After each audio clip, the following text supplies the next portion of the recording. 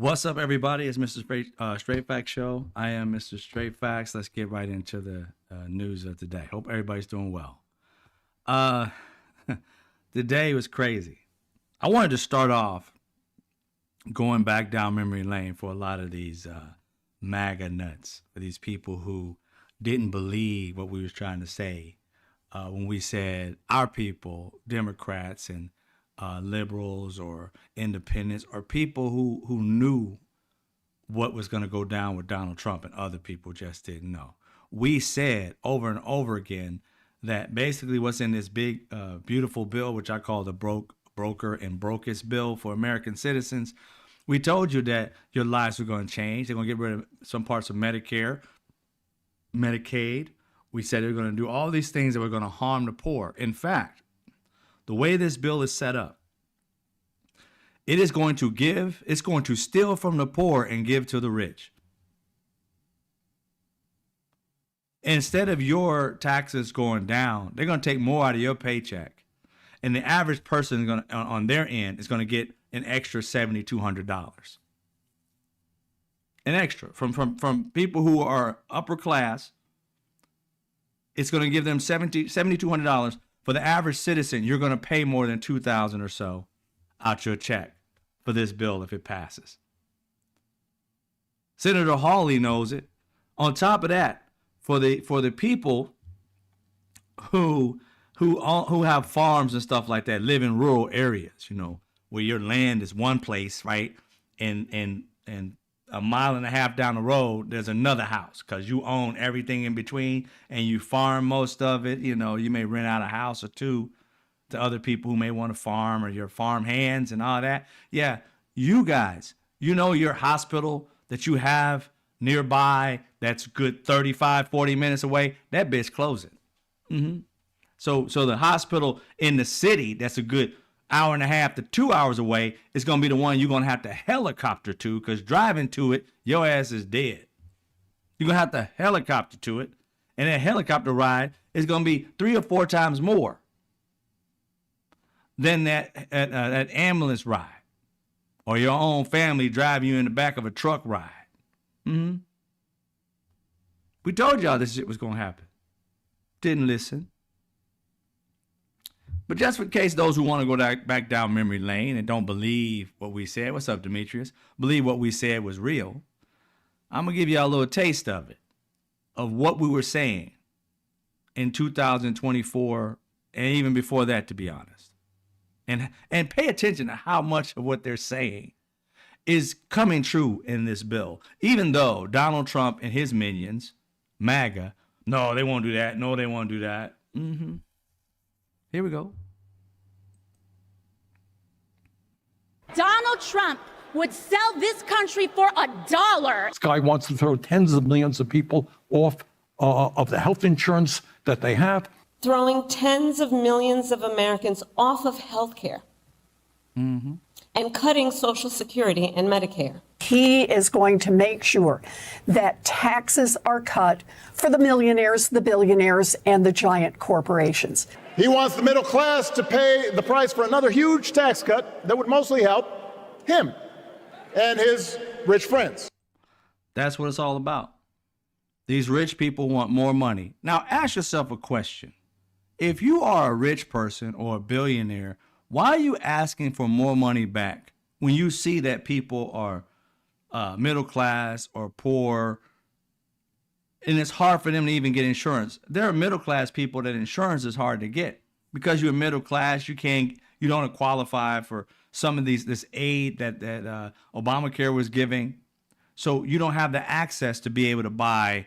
You do have it, but it's like you got to spend $2,000, $3,000 for you and your family a month for insurance because there's 2 or 3 of y'all, and you make a good healthy amount, let's say $60,000 to $100,000, you don't qualify for a lot of these things. And then he wants to take the things that you may qualify for away, the little small things you might qualify for that helps you so that you can pay for that insurance. He's taking all that stuff away.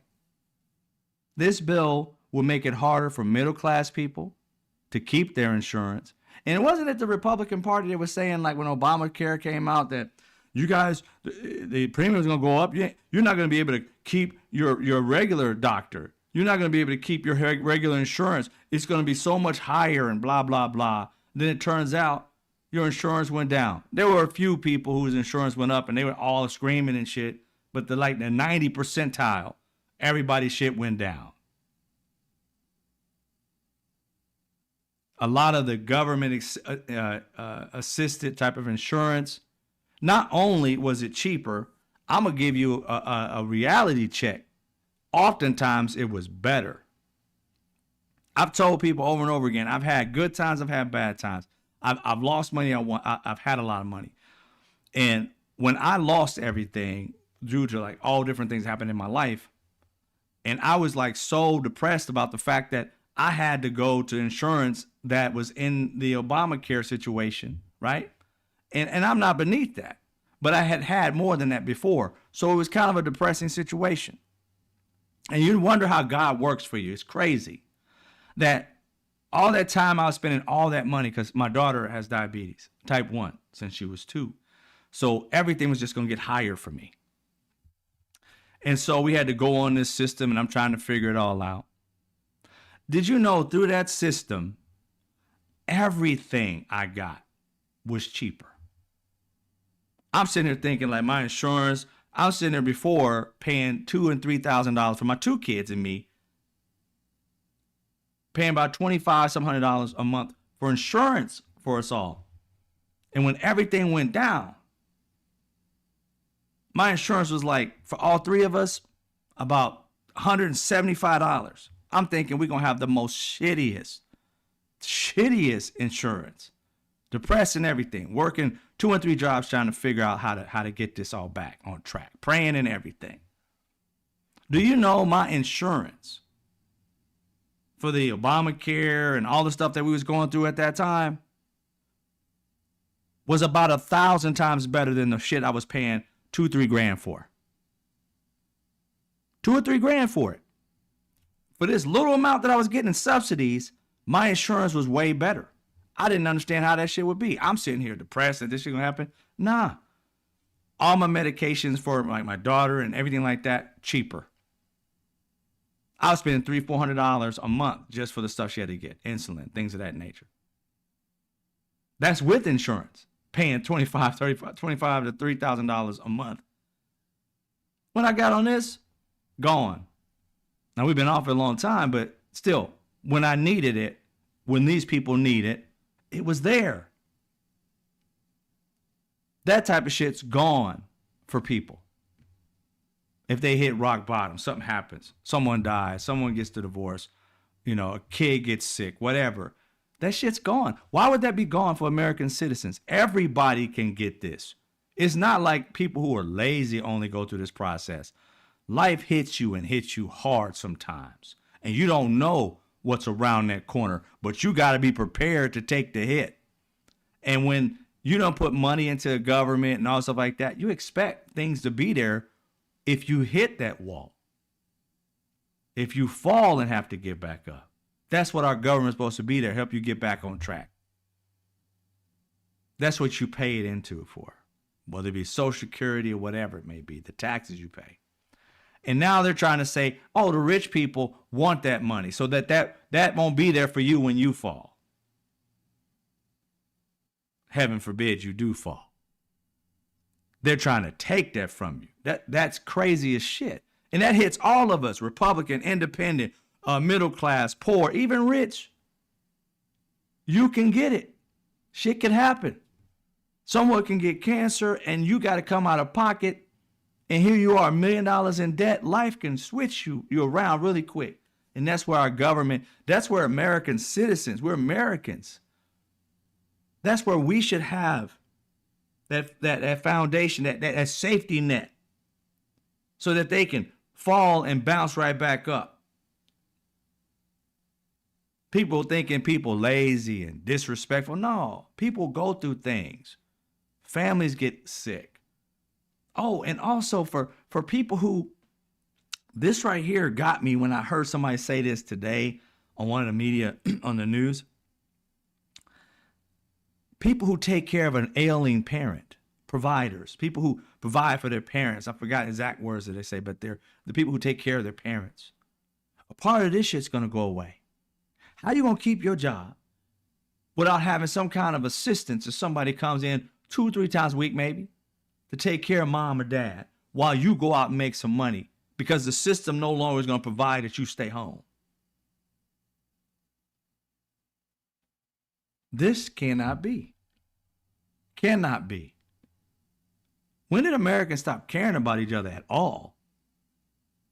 These Republicans are sitting here trying their damnedest to destroy. How did any person get to the level where you have no problem fucking over yourself so much that you hate other people that you're going to destroy? You're going to let mom, grandma, if they get sick, die because they're closing those hospitals, those little rural hospitals you guys have. I know, I'm from Indiana. My ex-wife, family's a farmer, all that shit. It was forever to get to a hospital. I remember I was with my ex's parents and I had like an asthma thing. I hadn't had that in a while. I'm allergic, highly allergic to ragweed. I didn't know it. I'm out there running my few miles. I ran like 6 miles.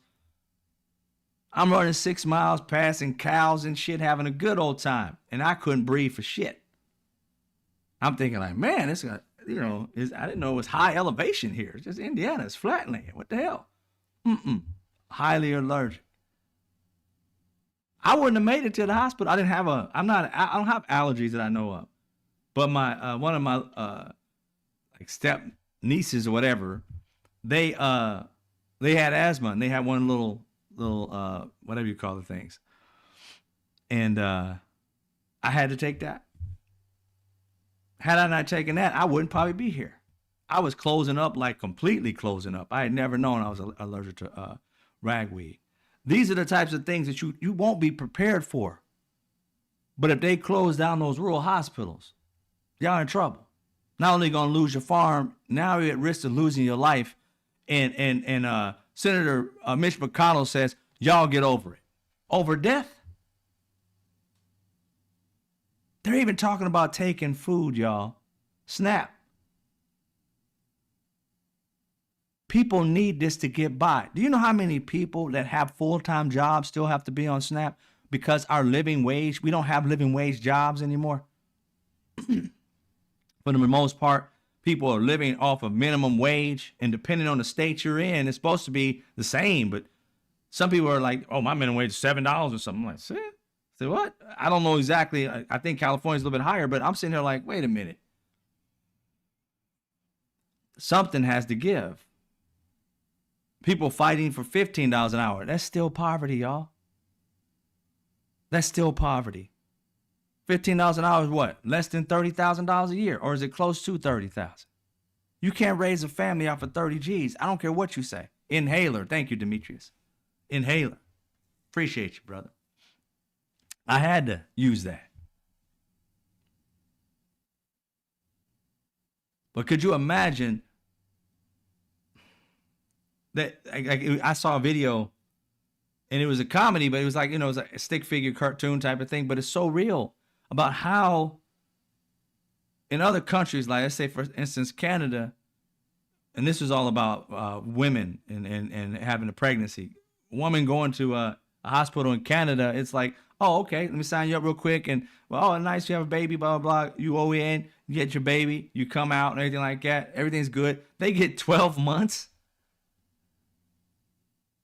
Now, I don't know if this ad is 100% true, but I did hear when my friend who was dating a Canadian woman, I remember her saying something like 6 months that they get for having, maternity leave. It might have been exaggerated in this cartoon. I'm not sure. I have to look it up. But she said 6 months.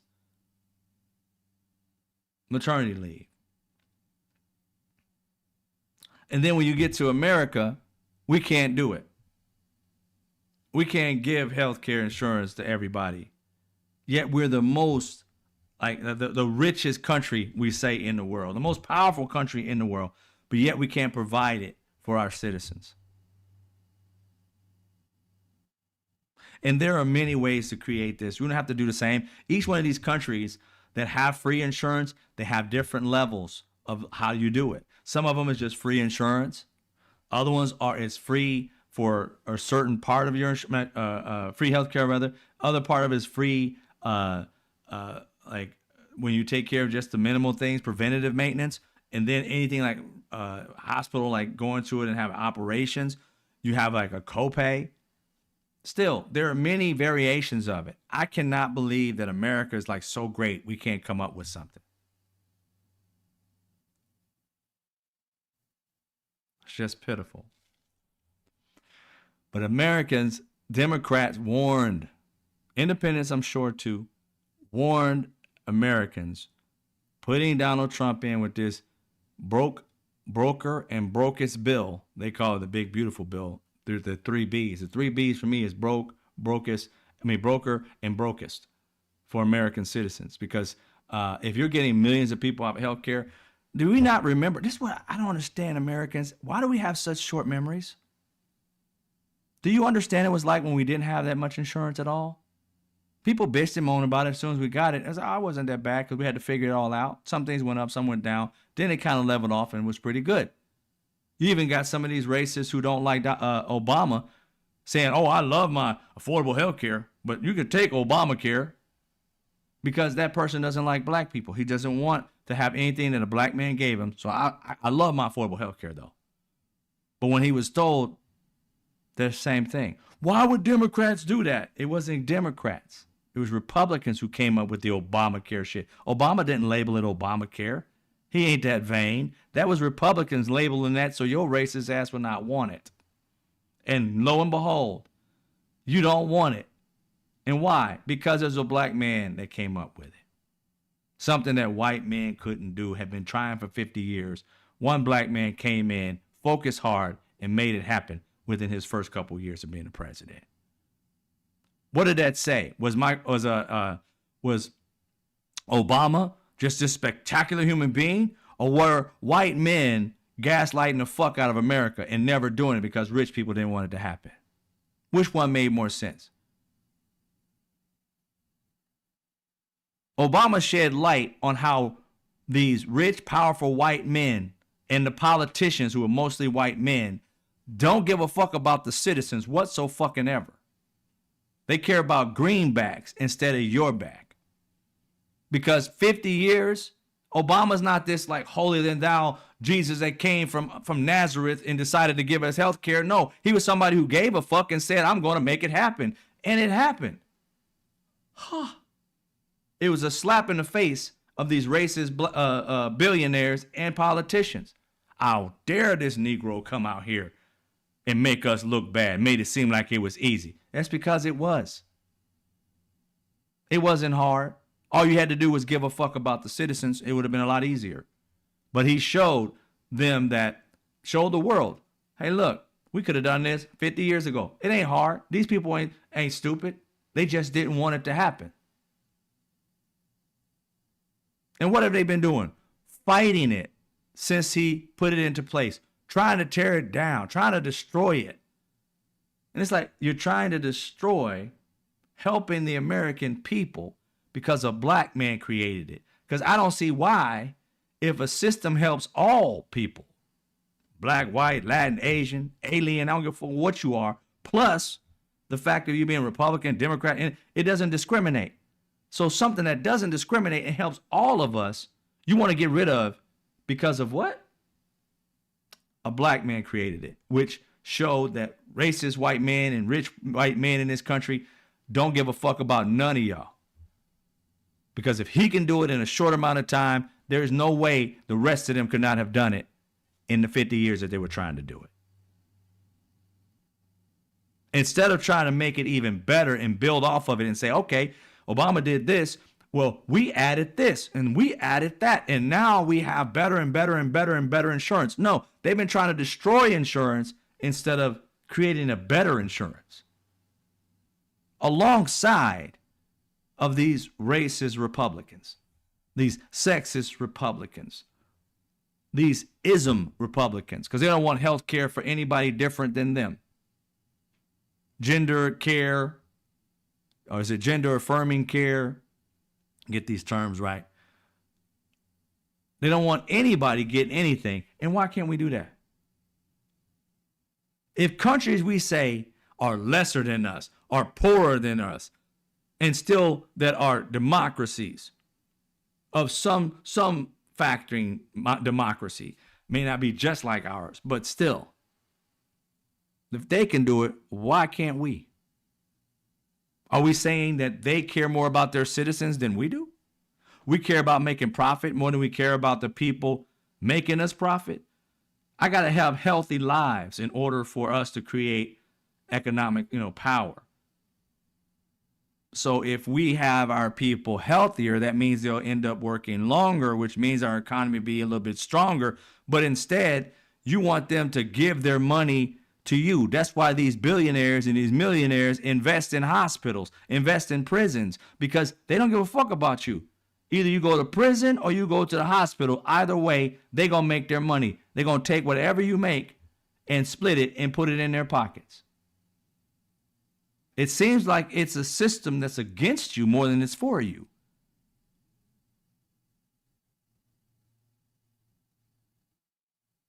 And if you saw it that way, maybe you start fighting for what's good for you and other American citizens, instead of looking over across the way and saying, I don't want life to be good for them, so I'm going to stiff it out myself. How about you want it good for all of us? So therefore, the system has to work for all of us. What an amazing idea. What an amazing idea.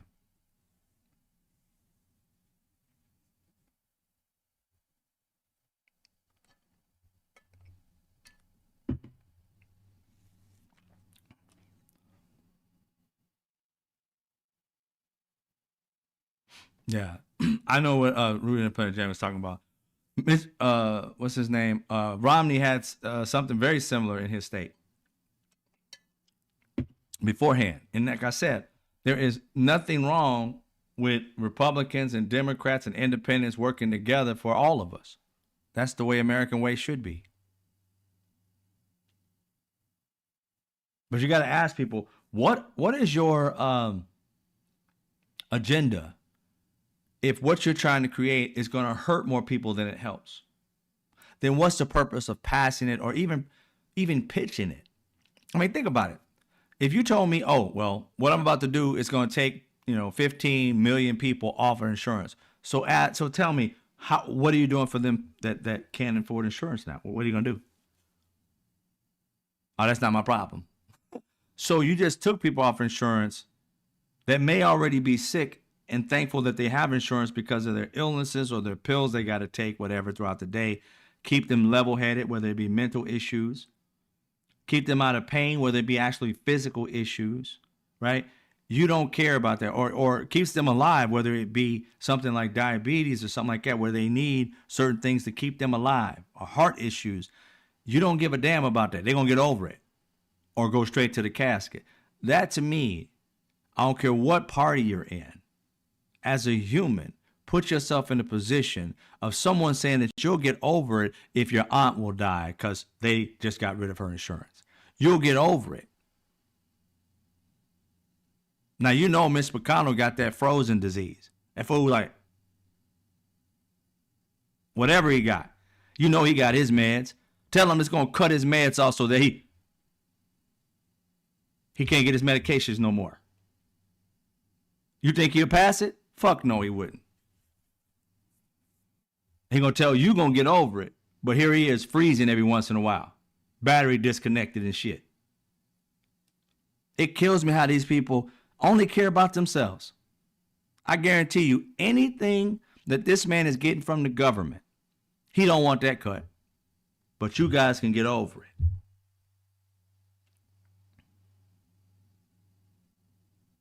I promise you, I don't understand how these people pass stuff.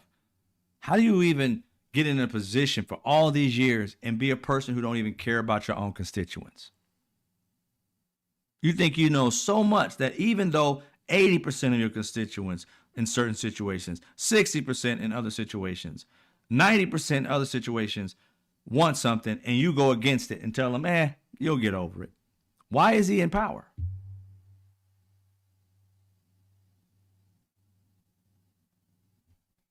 something's got to change. So they tried to pass this broker and Brokest bill, and it's being held up a little bit because of a woman by the name, what is her name? McDonald, MacDonoughh, right? She's holding it up. Elizabeth MacDonoughh. She's holding it up, and the only reason why is because there's such things called a Senate parliamentarian. Now, the Senate parliamentarian is like a referee. In other words, and they're nonpartisan. You know, they do it to both sides. Like for the Democrats, they wanted certain types of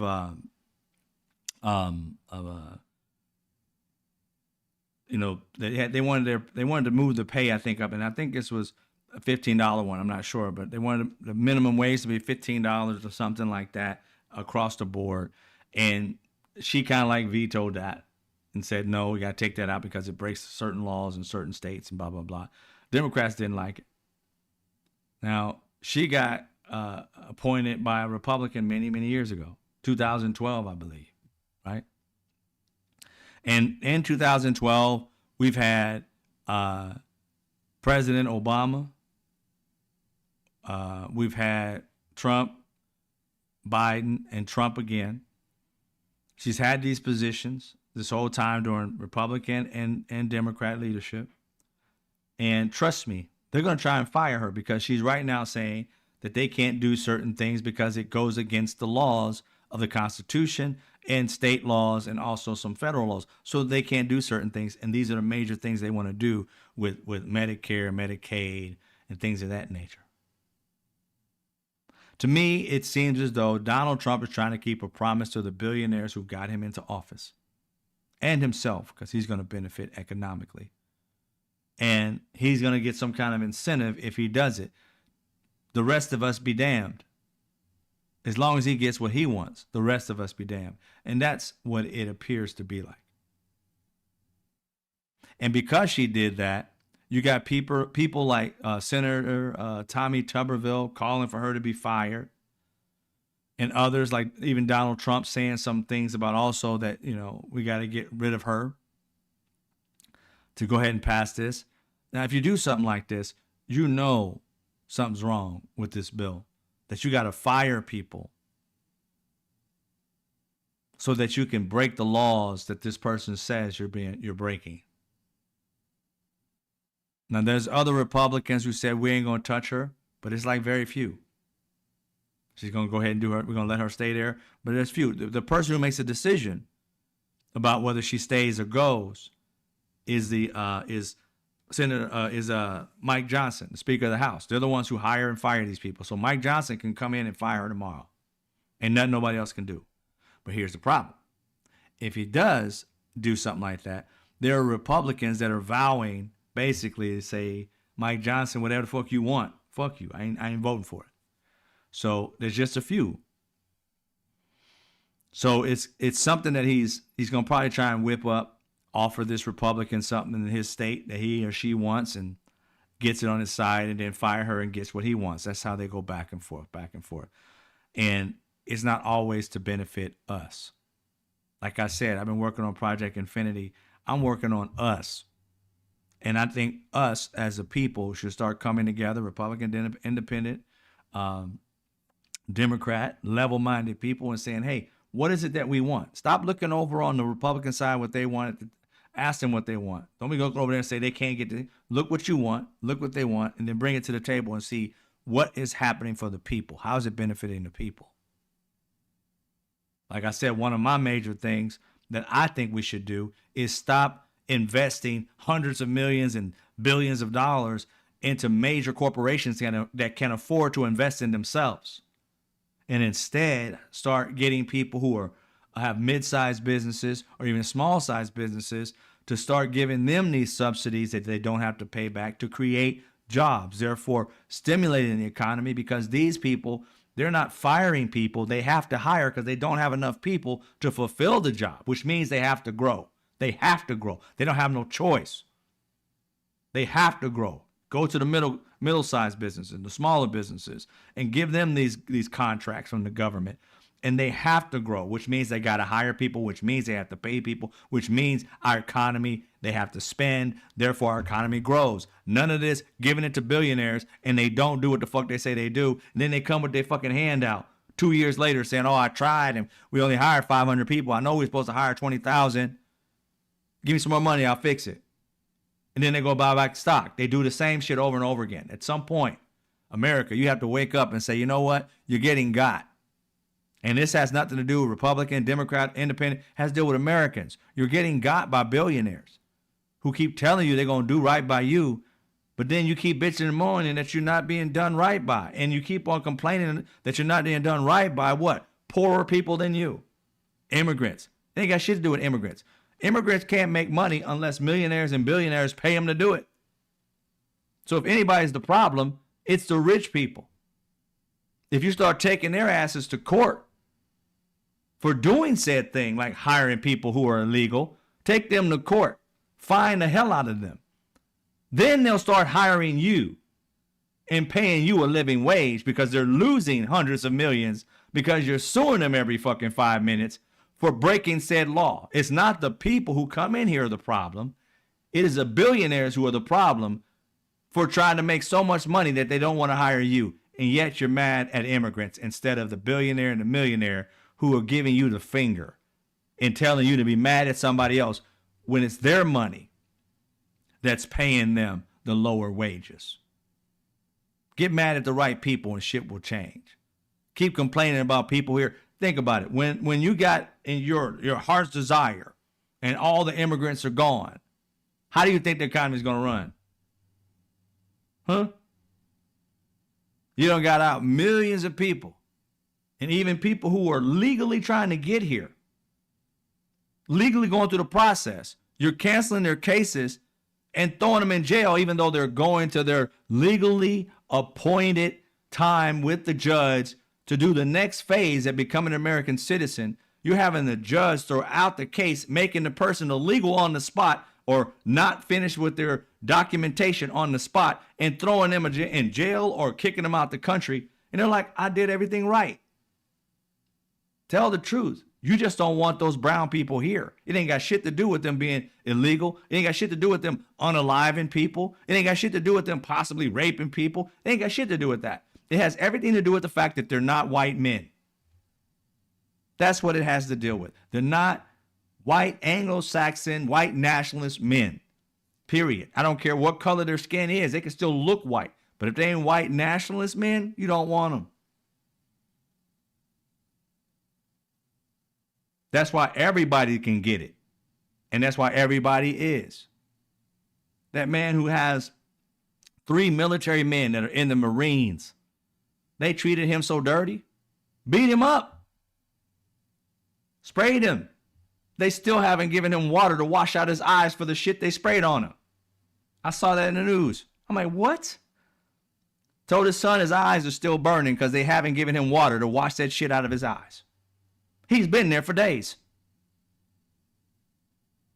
And you talk about Iran being a bad country. The fuck is this? What American citizen thinks that's okay? Who the hell is working for either the military who did this to him or of any other organization? I don't know if it was ICE.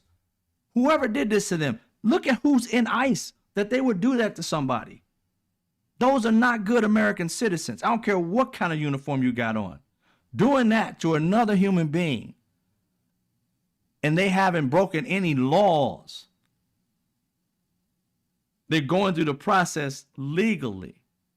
And you so choose whenever you feel like it to cut the process off, make them like illegal at the moment and take them.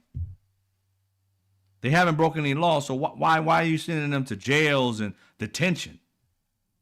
And if you're sending them to other countries, they're not just going there to be at that country and be like, hey, I'm gonna go get some baguettes. They put me to France. No, they sending you to prison in another country, serving time for what? I didn't break any law. It's crazy shit, y'all. Crazy, crazy, crazy. We're allowing that. It's being allowed. I want y'all to see something. All this for this dipshit of a man, Donald Trump. This man came out today and said something like the most craziest shit. I don't know if this is the video right here that I'm going to put up. Make sure.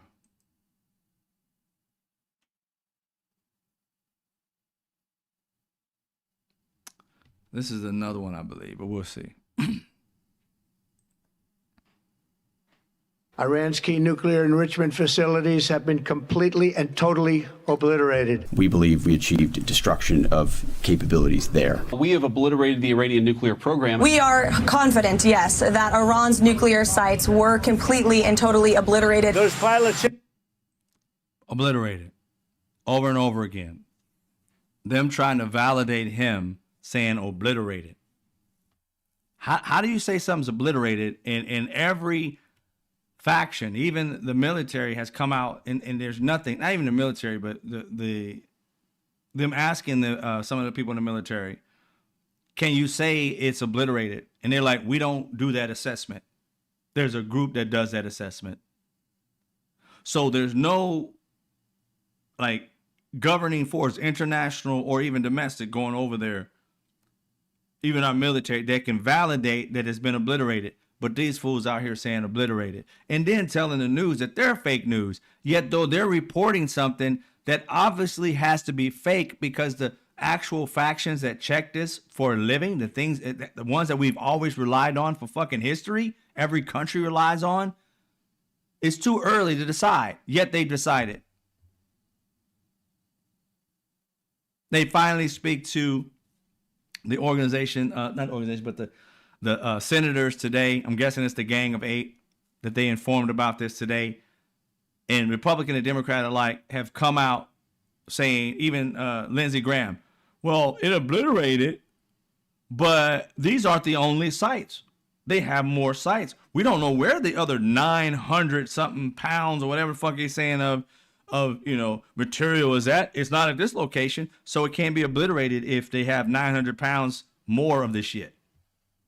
The sites here are obliterated, so you're coming out here changing the story but using the same adjective.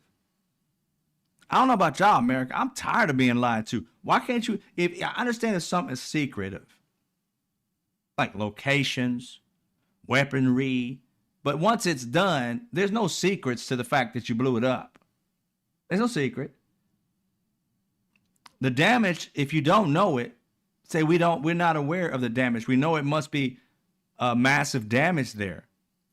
But, it's 30 feet underground. We don't know if these tankers could do that. Meaning, remember, think about it.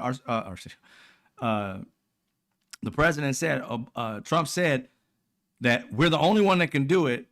And then there was other people who said, look, because of the fact that we have these 30,000 pound bombs with over 5,000 pounds of explosives in it that burrow down and then explode, right? We're the only ones who have this weaponry. Then you would know that it could possibly reach, 3,000 feet, the first one, keep going. If you hit it at the exact same spot, another 3,000 feet or so.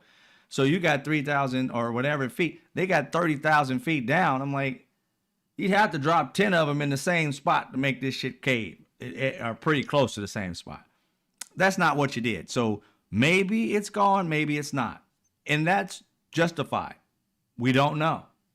But to come out and say it's been obliterated and continue saying it, being that dishonest, how can you trust your government? That's the reason why we have this non-trust with our government. Is because, especially when we have a Republican in, because there is no truth. There ain't even a bit of truth. You'd be like, what the hell are they talking about? It's obliterated. I don't want to hear about it no more. Give me my Nobel Peace Prize. Nah, bruh. Nah, you got to tell us exactly what the hell happened. You can't be thinking that we're going to sit here and think that it's just going to be okay for you to say what you just said, and then we're just going to take it. Nah, that's not going to happen. With Donald Trump, let's see if this is one of them I'm trying to get, because I know earlier today, I'm trying to figure out where Donald Trump earlier said something to the effect of, he said something about, you guys remember back in the day when I used to talk about on the trail, he would talk about like Hannibal Lecter. And I'm like, Lord, have mercy. This man is talking about Hannibal Lecter. But let me see if I can get that set up here in just a second. But he used to talk about that all the time. And I wanted to actually bring that back up because he's talking about it again. He held a meeting at the White House and started talking about him again. But this again, you know, he doesn't make sense when he talks about that, because what I'm going to show you is what he always does. And this is why I say, I don't know why they don't say that Donald Trump, you know, I think what they've done is they allowed this man to continue to play this role of stupidity. And then they'll say, oh, well, you know, he's just making, you know, he's trying and things of that nature. Or that's just Donald Trump, just the way he is. And I'm like, nah, bro, that ain't just how he is. There's something wrong with this dude. You can't just sit there and say that's just how Donald Trump is, when Donald Trump literally is saying things that, you know, we would send grandpa, you know, to a home for. I mean, seriously, would you believe what Donald Trump is saying? I mean, would you believe that your president or even your grandparents, if they said something to the effect of, do you remember this person? And this person was never a person. This person was a character in a movie in the 90s or some shit. And he's talking about this person like this person is alive. I mean, this person was alive at one point and they're dead now. But they were alive at one point. And I want you to know that they were alive. And I'm going to show you that they were alive. And you're like, bro, they were never alive. I don't know where you get this from, but somebody needs to help this dude understand that it wasn't a situation where he was ever alive, right? And he keeps on saying it. Now I'm gonna try and get this up here, see if it works. I don't know if it's gonna be set up like right. It should be set up right now, but it's gonna be kind of like big for some reason. It will not let me do it. I might have to reprogram this, but we'll see. I know when it comes up, it's going to be the size of like Texas because it won't let me minimize it. Let's see if I can get it to work.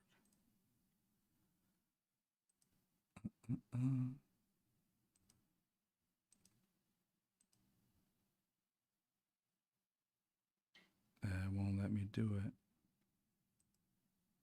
Let's see if this is oh, there we go. Okay, let's do this one.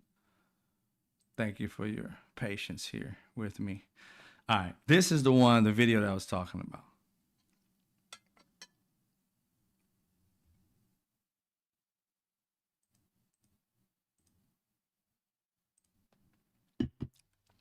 Yeah, question for a news hour at Dutch TV. First of all, on Article 5, on your way here, you spoke about the commitment of the U.S. to Article 5, saying, I'll give you my definition once we're here. What is your definition, and may the U.S. commitment to Article 5 change in case some of the NATO members do not reach Let's try it back. But I like to.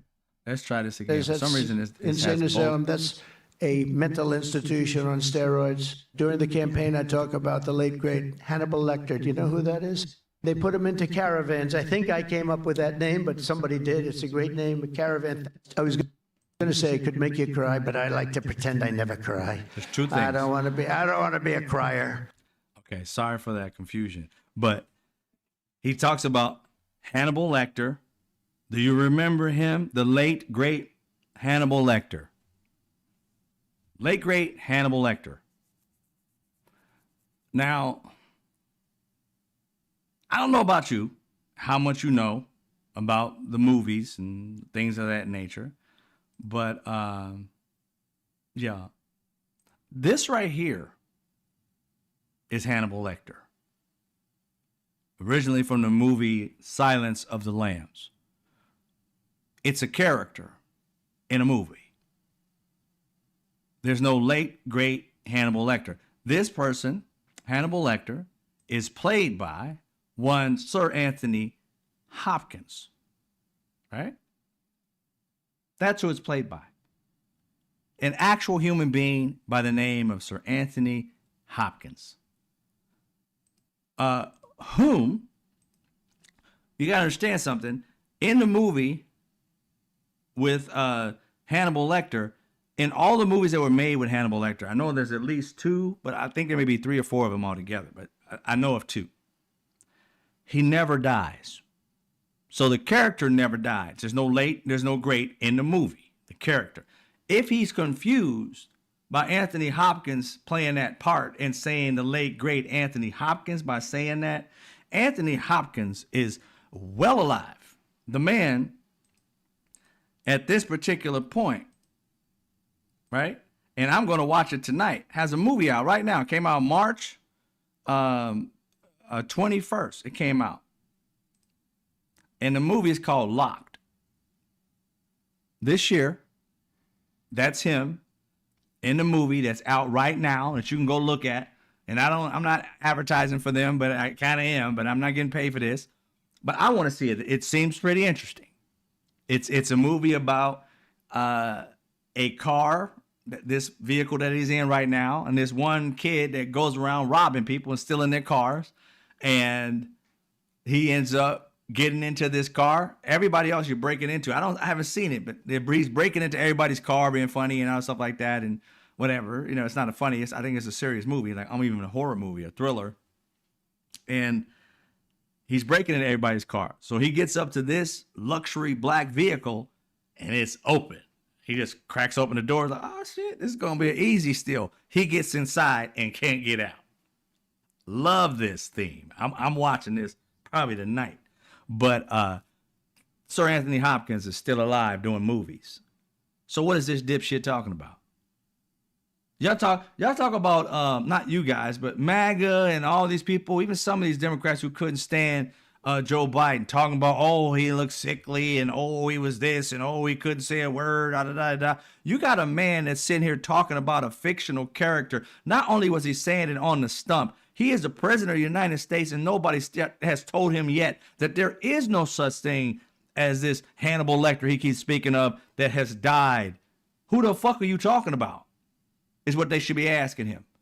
The news should be saying, why does he keep talking about this character like it's a real person and that it has some kind of value? The man was a murderer. He ate people. How is this something that a president of the United States should be using as an example? Let me give you an example of a serial killer. The late, great serial killer, Hannibal Lecter. He ate people so bad that they had to put a mask on him. That is something he's calling the late, great. Somebody should say, welcome to the nearest home. Somebody should say 25th Amendment and put him where he belongs, not leading the country, but maybe, leading some shuffleboard somewhere. But who in their right mind thinks that that is a sane human being that's talking about a character as if it died and that it was great at some point in its life? You know damn well if your grandparents start talking about an invisible dog around the house, hey, look at that dog over there. You think that person could run the country? That's tantamount to what he's talking about. He's talking about a character as if it's a real human being and giving it homage as if it lived a good life and it died and it's late and it's great. Come on, y'all. There ain't nobody should be listening to that in any kind of power position and saying that's okay. Yet, when I heard them do it today and talk about that today, no news even fucking went beyond the fact that he said it. They just put it up, let it go, and kept moving. Didn't even say the fact that this man's talking about a dead character when the character never died. Is he okay? No. They're used to him being batshit crazy and they've normalized it. It is normal to be batshit crazy running our country. And we got a lot of sycophants that are allowing it because his people are getting what they want in life, riding the coattails of him at our expense. Donald Trump said, I don't want you to touch Medicare, Medicaid, blah, blah, blah. He don't even know what they're doing. He just wants to have something successful. Donald Trump ain't read this bill. He's trusting the little sycophants around him who kiss his ass that, hey, you kiss my ass, I'll give you what you want. Not even realizing he's sticking everybody up. If anybody, these people should go into jail for like elder abuse because they know this man doesn't have the sense that God gave a gnat. They know it, but yet they're using him. And we got to pay for it. We paying for whatever the hell they're doing. And I don't know what they're doing or what they're trying to do because this man is not all there. And we all know it. We know that this man sat here and talked about Anthony Hopkins as if his character was alive and had died. And then in that same context, you say you're just like, oh, okay, he's just playing with that. Not only did he say, in just a few seconds, he said two batshit crazy things. Anthony Hopkins. And then what did he say? If you paid attention to it, he said the word caravan. And guess he tried to take credit for creating the word caravan. I ain't lying to you. He literally said caravan. I think I created that word, but even if I didn't, it's a great word that somebody created. I'm like, caravan has been around since the 15th century, yo. 15th century, they came up with the word caravan. Or at least documented that word in history. Caravan came out in the 15th century. It's a French word that was later adapted. But he's in front of a camera, in front of America saying, I think I created it.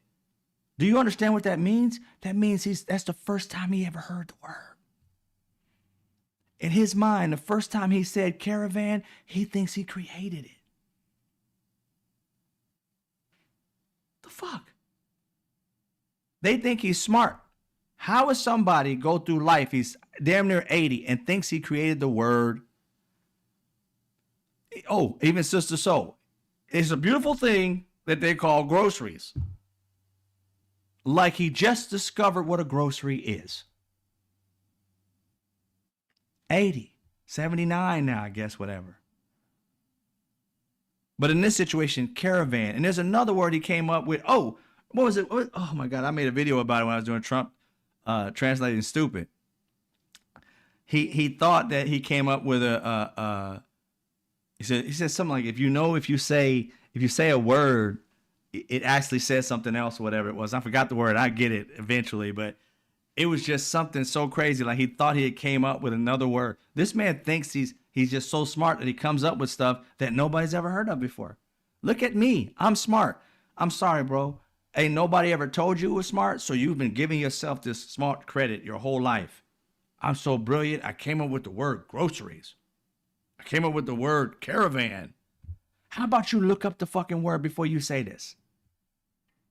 How about you look it up and say, oh, wow, I didn't know that word. How did I not know this word? Ask yourselves, Republicans, MAGA, if a man has never heard the word groceries in his life until he spoke of it. It's a little thing I like to call groceries. Do you think he has an understanding of your life when you go shopping and get groceries every freaking week? He spent his entire life, 78 years when he said this, or 77 at the time when he first said this, not knowing what groceries were. As if it's groceries. How does he relate to you? He's never heard the word caravan. Hell, there is a vehicle actually named a caravan.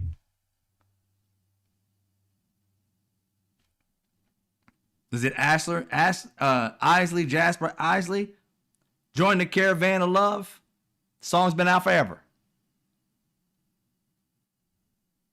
I made it up, even though there's songs about it and it's been going on since the 15th century. And they trust this man. He just lied to them, a 15th freaking century lie. This just been going on since the 15th century, and he thinks he came up with it just like a few weeks ago. Wow. It's I mean, the dumbness is staggering. I mean, I mean, for people who have common sense, it's like, wow, can this be real?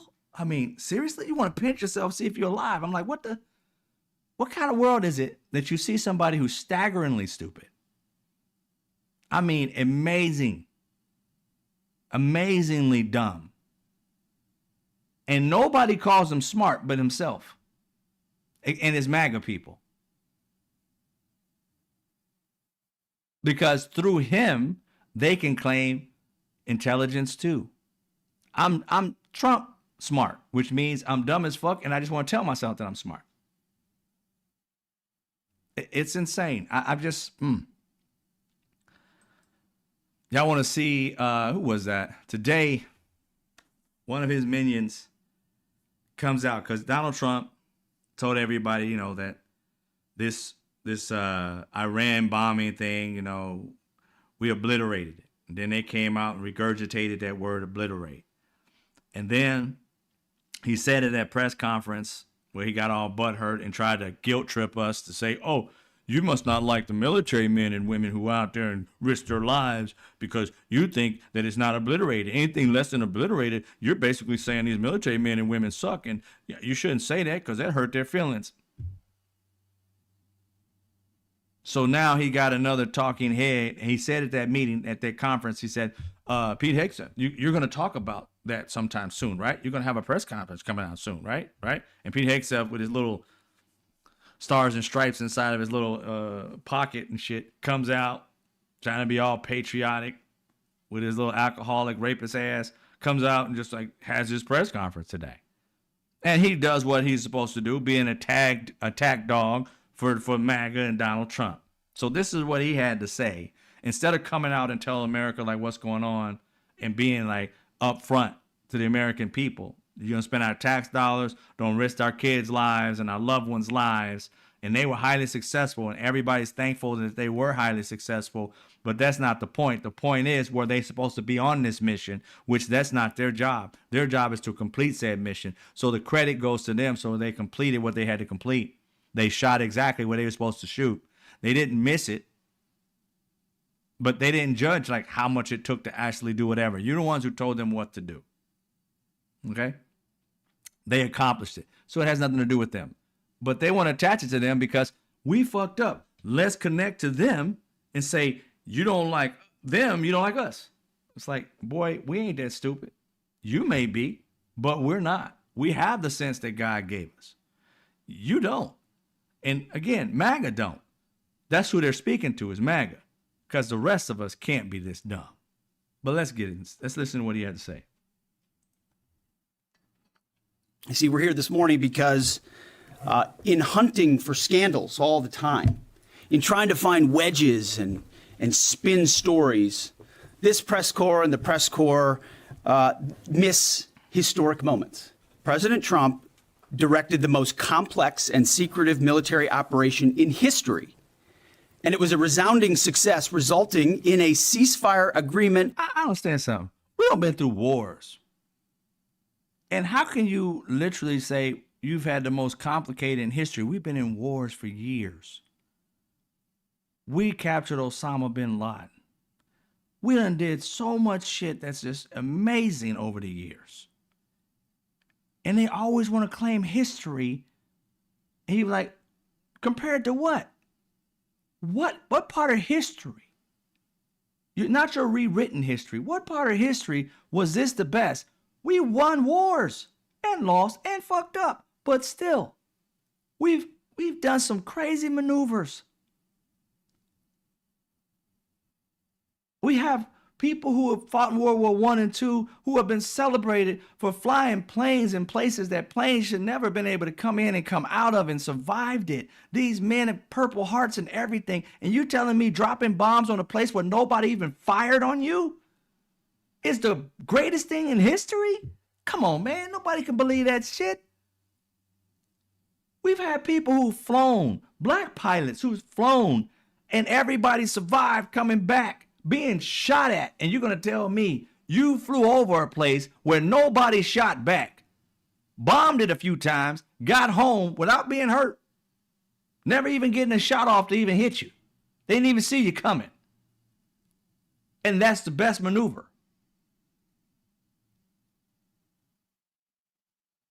It's an amazing task that you pull off, but you weren't at war. They weren't expecting you because they didn't expect a situation when you attacked them based off some bullshit information you got from Netanyahu.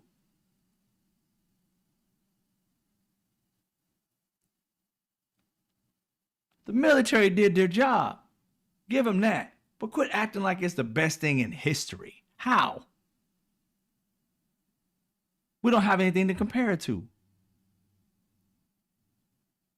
Just say they did a good job. Quit overstating shit. We don't even know the actual, like, what they've done. It may be way better than we expect, but you guys blowing it the fuck up. And if it ain't that good, you look like you suck. But their thing is marketing. They want the world to see something that's not there. Greatest magic trick. Look, we did the greatest thing on earth. This is not Ringling, Barnum, and Bailey circus. We're not looking to see an acrobat flip or somebody stand up under a fucking elephant and survive. It's the sickest shit ever. These men and women deserve, if it was just men, I don't know who it was, but these soldiers deserve respect for what they did and what they pulled off based on the mission they were given. But to say things are obliterated and to over-talk and over-speak it, let it speak for itself. That way you can justify and say, wow, these men and women did an excellent job. They got in and out. But were we supposed to be there? Same thing with Vietnam. We may have done a lot of shit, but were we really supposed to be there? No, we weren't. We done made amends or not even said that we fucked up many, many years later. We don't have to do that anymore. We can just say we fucked up today, tomorrow, this week, 5 months from now when we find out. But let's not overstate it too early. Right now, very little known, and it changes. And if it comes out you obliterated it, let's say that when it happens. That way you got evidence to back it up. Facts are facts. And the end of the 12-day war. You, and I mean specifically you, the press, specifically you, the press corps, because you cheer against Trump so hard. It's like in your DNA and in your blood to cheer against Trump. They're seeking facts, bro. He's talking about the press corps, period. Mainstream media, me, others, we're seeking facts. It is highly disrespectful to our listeners, to our family, our friends, our loved ones, to just regurgitate what somebody said. Pete Hegseth don't know what the hell is happening. See, they talk out of both of their mouths. When they're asked questions about where's the source from which you get your information so that we can find that source and go do our homework and then we can regurgitate the same thing. It's obliterated. Donald Trump says it's coming in fast and furious at the same time in the opposite side of his mouth saying that we don't know just yet. If it's coming in fast and furious, why you got more information coming in if you already got definite? Where's the source at? Doesn't know. Pete Hegseth is here talking about the same thing in this press conference. He has no definitive information. It's still coming in, yet it's obliterated. How can it be obliterated with no facts coming in? They're contradictive. They're having two thoughts or two outcomes at the same time be true. If you're talking about the land in which you threw these bombs on has been obliterated, okay, I can give you that. But we ain't giving two shits about the land, even though I don't want nobody that are dead, but people have died. How you justify that? And has the uranium 60% enriched? Is it still there? Has it been taken? No answer. Just mad and call the media out. Yeah. Everybody knows. If you ask any man or any woman who's been cheated on, when you ask that woman or that man, where were you at last night? and they come up with that shit right there. They doing something with somebody else. Outcome ain't good. If they're looking around trying to figure shit out and telling you, and then get mad at you, why would you ask me that? You don't trust me? Fuck no, I don't trust you. You can't answer a fucking question. That's exactly what they're doing. Not answering the question, going around in circles. And then get mad at you for asking the damn question. Leave him or leave her once they say that. Because they doing something wrong. Ain't no way in hell you ask somebody a straight question and they go 15 miles each direction and then blame you for asking said question. You don't trust me? No, so answer the question. Exactly what he does. Don't answer it. Just gets mad at the person asking it. Trump does it too. Because you want him not to be successful so bad, you have to cheer against the efficacy of these strikes. How about we take a beat, recognize first the success of our warriors, hold them up, tell their stories, celebrate that, wave an American flag, be proud of what we accomplished. Right there. Right there. Guilt trip. Guilt trip, believe me, because my soldiers, they did their job. No, we trust that they did their job. And kudos to them. But we're asking you, why'd you send them in harm's way? Was there a reason why? Why did you do it? Did you get the uranium that you said you're going to get? Yes, no, maybe so.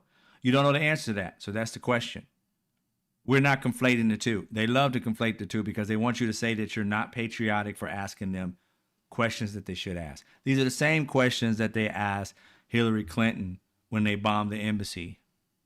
Not only did they ask those questions, they had like a 2-year long or something like that investigation that cost like $13 million or something like that, $3 million, I think that first year, but still millions of dollars it cost for the investigation that led nowhere.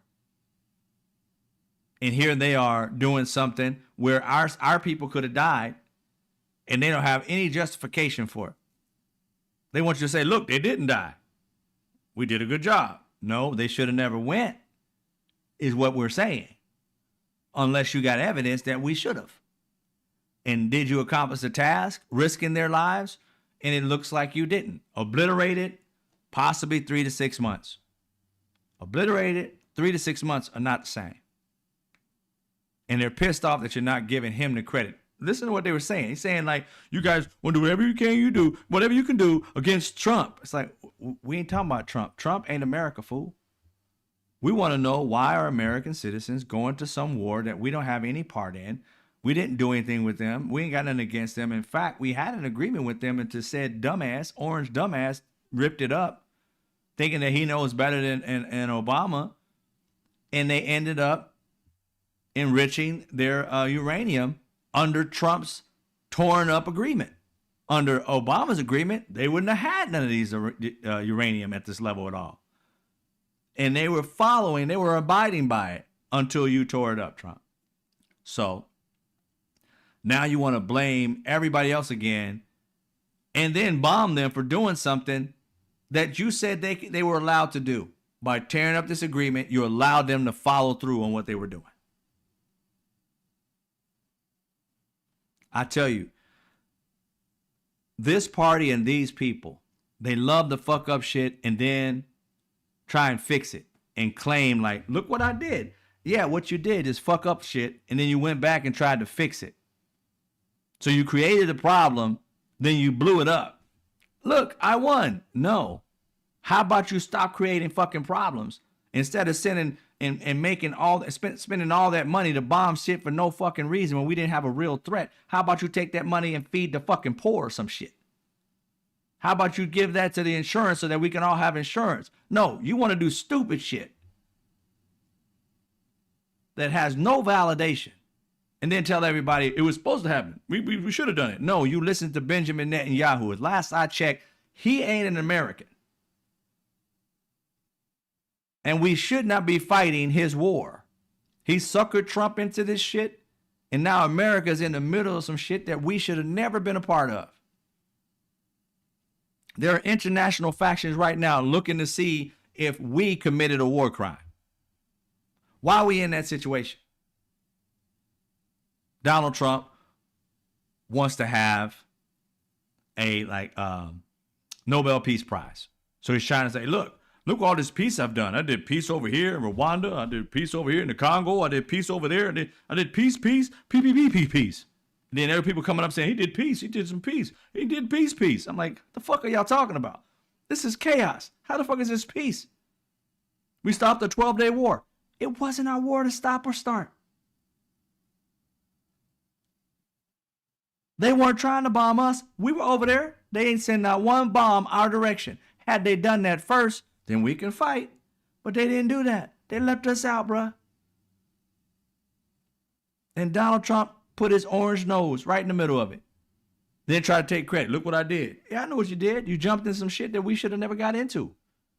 Netanyahu's happy that he got you suckered into getting something that we didn't want to get into. Now they're trying to save face and try to make it seem like we were successful. Let's move on. Let's forget about it. No, they're not going to. Rightfully so.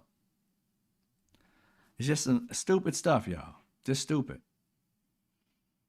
That was Pete Hegseth. But Pete Hegseth, here's the crazy part. The man who's not qualified, no merit, I call them nomads, the no merit administration.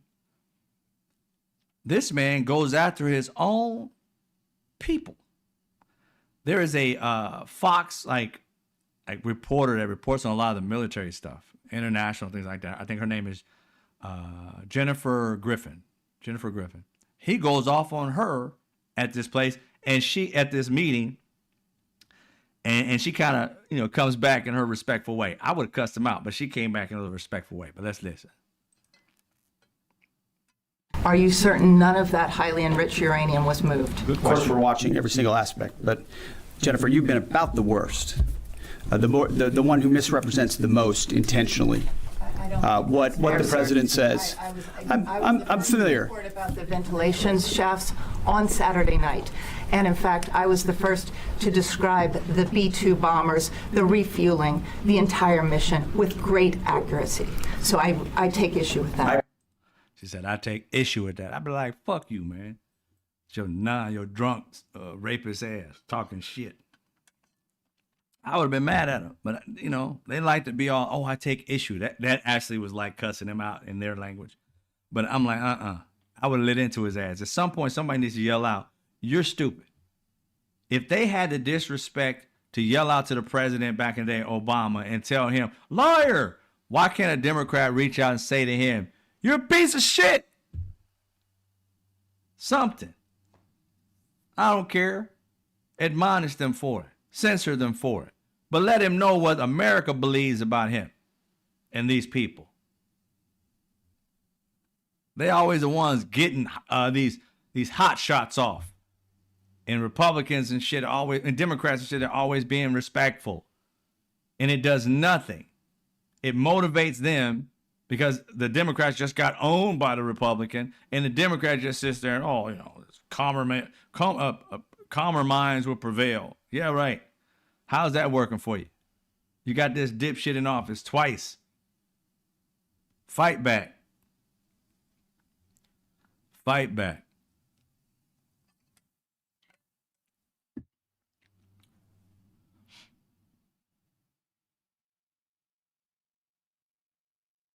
So we're going to get into what after this, after she fought back for herself, there was a reporter. What's his name? Bloom.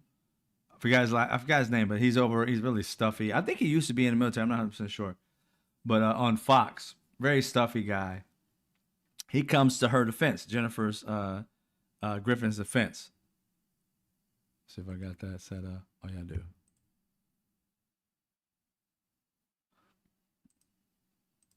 Where's it at? There we go. About Jennifer Griffin, who was attacked by the defense secretary today, an attack she certainly, in my view, did not deserve. Her professionalism, her knowledge, and her experience at the Pentagon is unmatched. And I have had and still have the greatest regard for her. The attack on her was unfair. So he came out and said it's just unfair. The attack I like how he put the energy behind the attack part. And he got mad respect. She worked for him. She stuck up for him. And Trump knows that his crew listens to that channel. So he went after her. His name is Bloom something, but I'm happy he stood up for her. Because again, she asked the right question. Like, do you know? Because this is what they're supposed to be answering. Even Donald Trump said it a couple days ago, whatever, and said, you're going to be doing this meeting, this presser with them about what happened, right? He said that to Pete Hegseth. Pete Hegseth was right to the side of him and said, yes, I did. Yes, I am. Yeah, And this is his meeting. And he comes out and goes after the different various aspects of the media, mainstream media, and also people like me and others who are coming out here searching for facts and putting it out there. It's our fault. We're going after him. I don't have a problem with it. Like I said, I'm going to tell you straightforward. I'm going to tell the truth no matter what. And on top of that, I'm going to throw my little stank on it, the way I speak, the way I get shit off my chest. Trust me, if you ain't lying to me, I'm calm as a cucumber.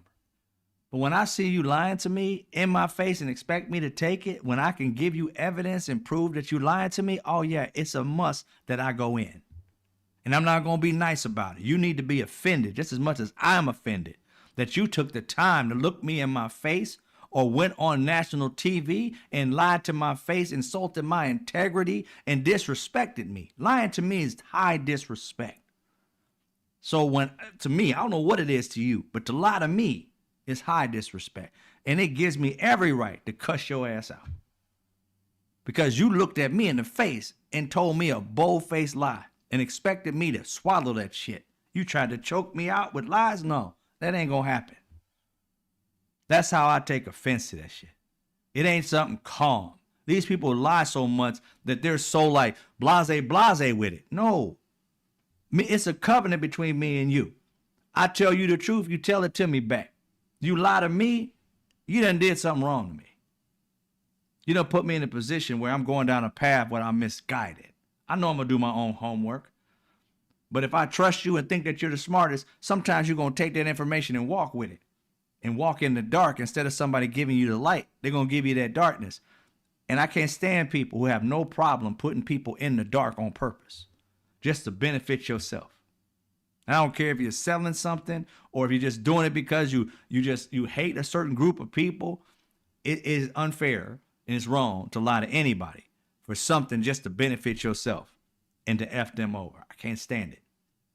That's why I do what I do. That's why I cuss people out, because you deserve to get cussed out. You deserve to feel the way I feel when you lie. That's how passionate I am about the truth. Truth ain't just a little something to me. Truth is everything. It's what you build foundations on, what you build relationships on. It's what you do for your children. You show them love by telling them the truth. That's the way I run with it. And you can ask anybody who knows me. That's how I live my life. I don't understand people who don't. But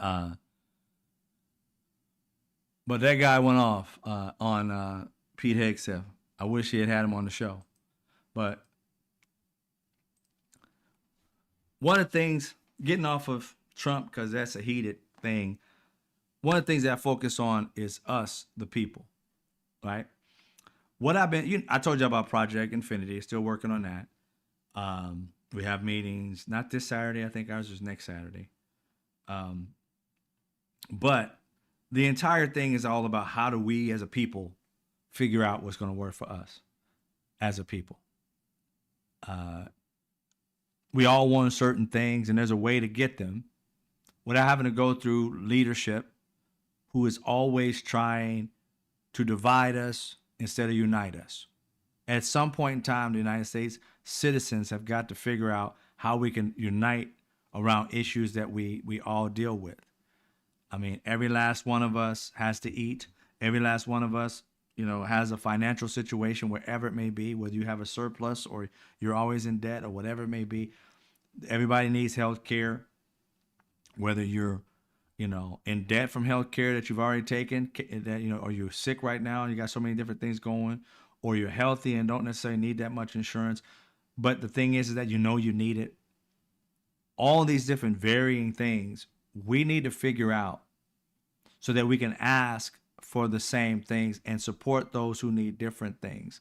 There are some of us who don't have like diabetes or heart conditions and things of that nature, and we're very healthy. But that doesn't mean we can't care about those who do and figure out a system where we can help each other, because we never know, like I said before, you never know what corner you're going to run around. You never know what diagnosis when you go around that corner that's going to hit you right in the face. It could be anything. It could be the big C. It could be, any kind of disease or something like that, or symptom that may not be fatal, but it may be lifelong or at least a few years long. You never know what life is going to give you. And as citizens and as people, human beings, we need to start caring about not just our situation, because we never know what our situation is going to be. If we ever put ourselves in other people's places, we can understand that we too can go to our doctor and find a diagnosis that's going to cost us a crap ton of money to either get over or to get through, or that might end our lives. And we shouldn't be sitting there saying like, oh, you're on your own. We pay taxes so that we can have a collective of taking care of each other. And also like Social Security, where we have a system where we're paying into that should be getting interest, that we should have our own like little quote unquote 401k somewhat, that we're putting money into an account that's supposed to be there for us when we retire, that we can draw from. And if everybody's continually doing the same thing, there's always going to be enough money to the point where when we pass away, that Social Security is still in the pot. It goes into the system so that the next person can be taken care of, the next person can be taken care of. It should work. It would work if our politicians didn't try and take money out of it to do deeds that they want to do without letting us know they're taking our money and spending it in other places and won't pay it back. Have you paying higher taxes or something of that nature so that you're paying it back after they've stolen it and putting it into another program. At some point, we got to figure out how are we going to help us to the point where we're sending them there to do a job, but we have to hold them accountable. None of this free shit for them. Get to freely decide whatever. The American citizen should be able to pull that ass back a little bit and say, wait a minute, we didn't send you here for that. And be able to have some kind of power to say, look, I know for damn sure I'm not voting for you if you're not going to do what the people want, as opposed to making up your own damn decision. Now, I understand that each individual community wants different things. That's what I mean by the people. If I'm not living in Utah, I don't know what Utah needs, but their people need to know that you're benefiting them. And I myself, whatever we have in California, Chicago, whatever needs to be done can be done. But we need to be unified around this type of thing. And if we're talking about insurance, what do each place needs? I know we're not going to get every human being to be behind it. But those types of things need to be thought out, determined, and say, okay, even if it's just for a group of people, we can start taking care of us. That's what they do. These governments and all these companies do. What do? They get on one huge insurance plan. You know what I'm saying? And I'm not saying we're going to do that, but I'm saying they come collectively as a business and say, okay, we got 10,000 employees, put us on this one insurance plan, and they pay so much and we pay so much, and it's all a discounted type situation, and it costs way less than it would be any other way. Group situations makes it a lot easier. If that was the case, again, those are options. It's not saying that we should do that. I'm just saying we need to figure out options, put our brains together, put our decisions together, collectively put money together, and start something that actually benefits the people. Just like in anything, there's always a test group that starts at first to see if something like this would work. And if it works for the few, it'll start working for the many. But we have to start doing things like that. And that's what Project Infinity is talking about, being able to work for the people, somewhat like a think tank that kind of figures out, like, what can we do that benefits the people? The majority of us who got to sit out and watch the 30% destroy every fucking thing, they always want to destroy people's lives. And it's usually because they hate a certain group, whether it be black people or Latin people, so much that they don't want the rest of the poor white people and Latin people and Asian and black people to get over on them for some reason. They own the system and we're supposed to abide by it. 80% of us want gun control, and we're sitting here waiting on one or two businesses that are paying so much money and lobbying so that your kids can have weapons of mass destruction, so they can go out and shoot 5,000 apples in a second. And we're sitting here like, oh, that's what we want. Most of us don't want that. Then most of us can start making decisions for the most of us and let the least of them who are trying to put shit on us fuck off. Do it to you, but it ain't got shit to do with us. Things like that, being like a people's lobbyist, focusing on what the people want. If there's 80% of us on a certain topic, we're good. 60% of people on a topic, we're good. If we don't like said topic, we only got like 40% of people on a certain topic. Not whether it's a law or not, but whether it's want to be something that's beneficial, like minimum wage. Fuck what the society says. We can start businesses and start paying people what we believe a living wage would be. We ain't got to wait on them. They're always trying to regulate us. We ain't got to wait on them. We're the ones putting all the money out. Of course, you can just pay your taxes. But if you are a business doing right by people, I think that people will start buying from you and buying your product because of the fact that you're doing right by people and giving them a living wage so that one day they can own a house instead of being in an apartment to the day they die. We the people. We the people mean something. It's not we the rich people. It's we the people, American citizens. The American dream needs to come back, and waiting on them, fighting back and forth like old boyfriend and girlfriends and shit. We ain't got to wait on that. Fuck them. All of them. Fuck them. I'm tired of them determining what most Americans want and need. If we determine that we want something, then we put our money behind it. We can make it happen. We don't need them. We really don't. So that's my vision for Project Infinity. Those who want a better life for themselves can get it. The American dream is something that we can obtain if we stop listening to those people who are always trying to divide us so that we can never catch it. It's so elusive, chasing our own tails because they keep on telling us something's there and something's possible, but at the same time, they're taking money out of certain programs to benefit their billionaires while we're still chasing our tails trying to get the American dream. It is our power that gives us the American dream, not theirs. And we determine that we can make it happen for us as American citizens, not black ones, Latin ones, Asian, all of us who give a damn about us. That's where you got to get to. You got to get to that phase where you give a fuck about not only you, but your neighbor. And when you can get to that, then you start to see, oh, I see there's a problem there. I see there's a problem there. How can we solve it? We become a nation of solvers instead of just complaining all the time. We can create a better world for us. And for those who don't want it, fuck them. They're not a part of it. They got to get into the program. They got to become a member of the program. And as a member, you take part in this process. I got so many ideas. It's a gift of mine on how us people who care about people can make this world a better place for us. And the government is just there to take whatever money they need. If we can start providing solutions that help us and benefit us and also creates wealth for us, we can do it to the point where the group of us who are doing it, those outsiders who don't want it, they living in that poverty system. We're living in a system that has the like capitalism where people care, right? We can still live in a capitalistic society, but have people who give a damn. And those people can have things rise. And when they see us rising, yeah, they're going to want to have a part of it. They're going to get tired of that system where division and telling you this don't come to you and that don't. We don't have to worry about that. We make enough money as American citizens that we can be able to start businesses, do things that work for us, have the mentality that it works for us. Not the me world, it's the we world. And life can be better. American dreams can be had. Opportunities can be had. Healthcare can be had. Cheap or free transportation could be had. We don't need them. The same way they're doing it, by taking taxes and doing it, is the same way that we can put $5 away, and it'd be 10 million of us putting $5 away to be able to have free, transportation. We can do it.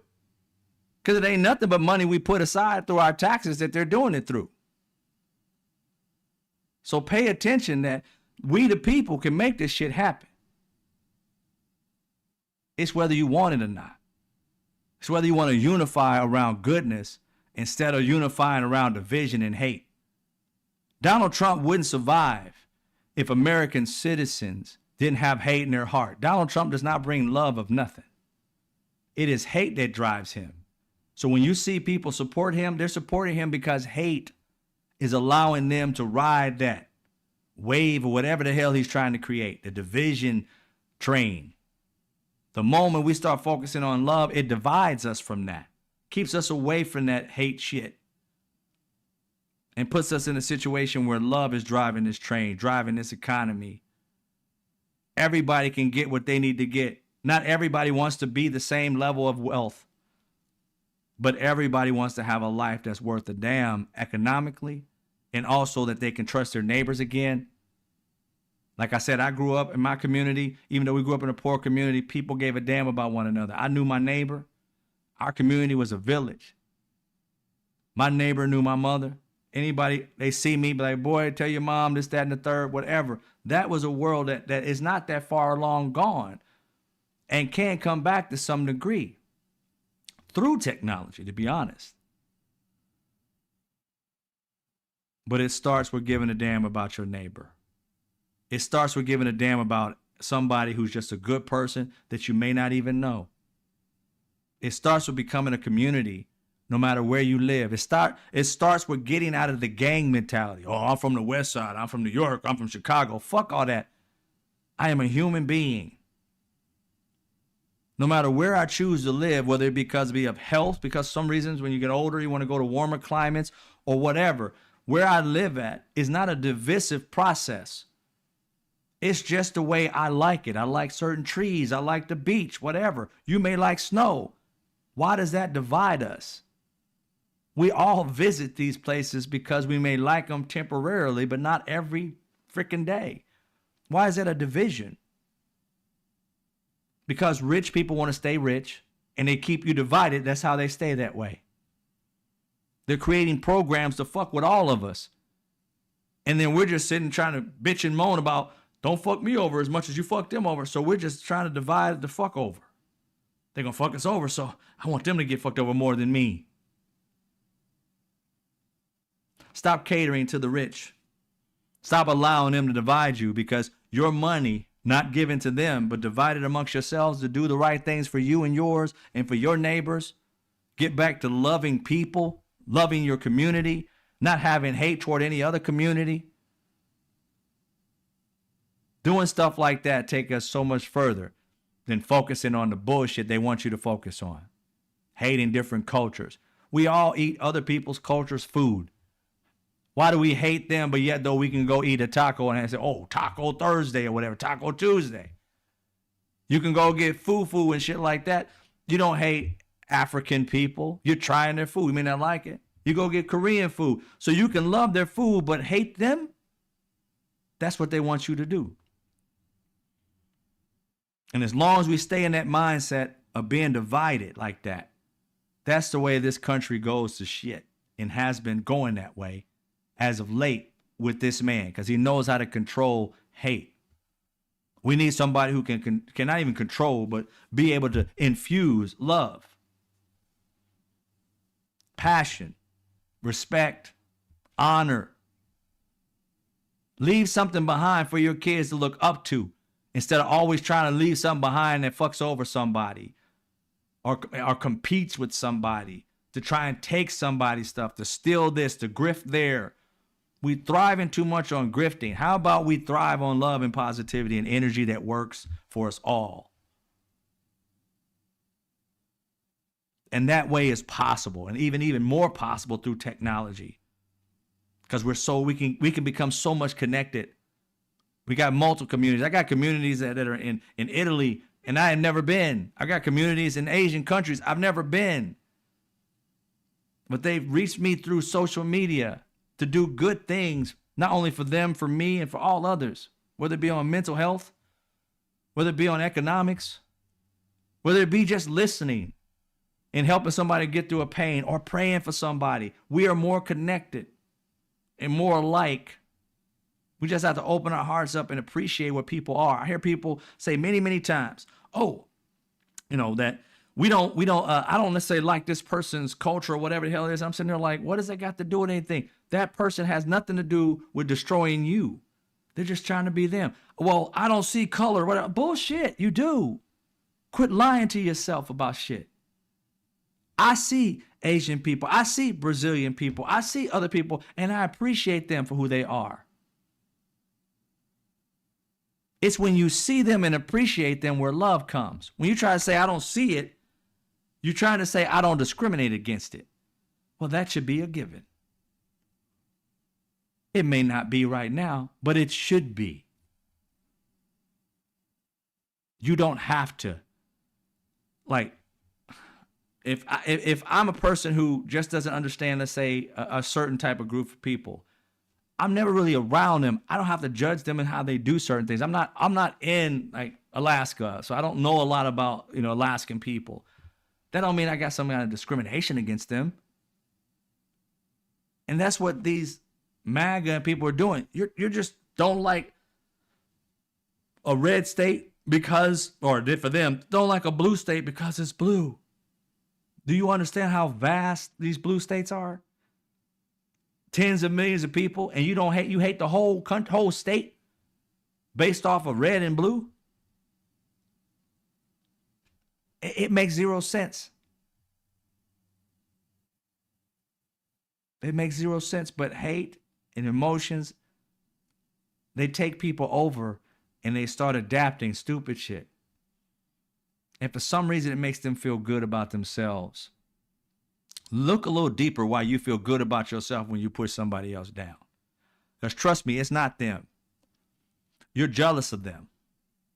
If you're looking at another culture and something's wrong with, I don't like it, you're jealous of them. It's not a situation where you really hate them. You hate yourself because something about them irks you.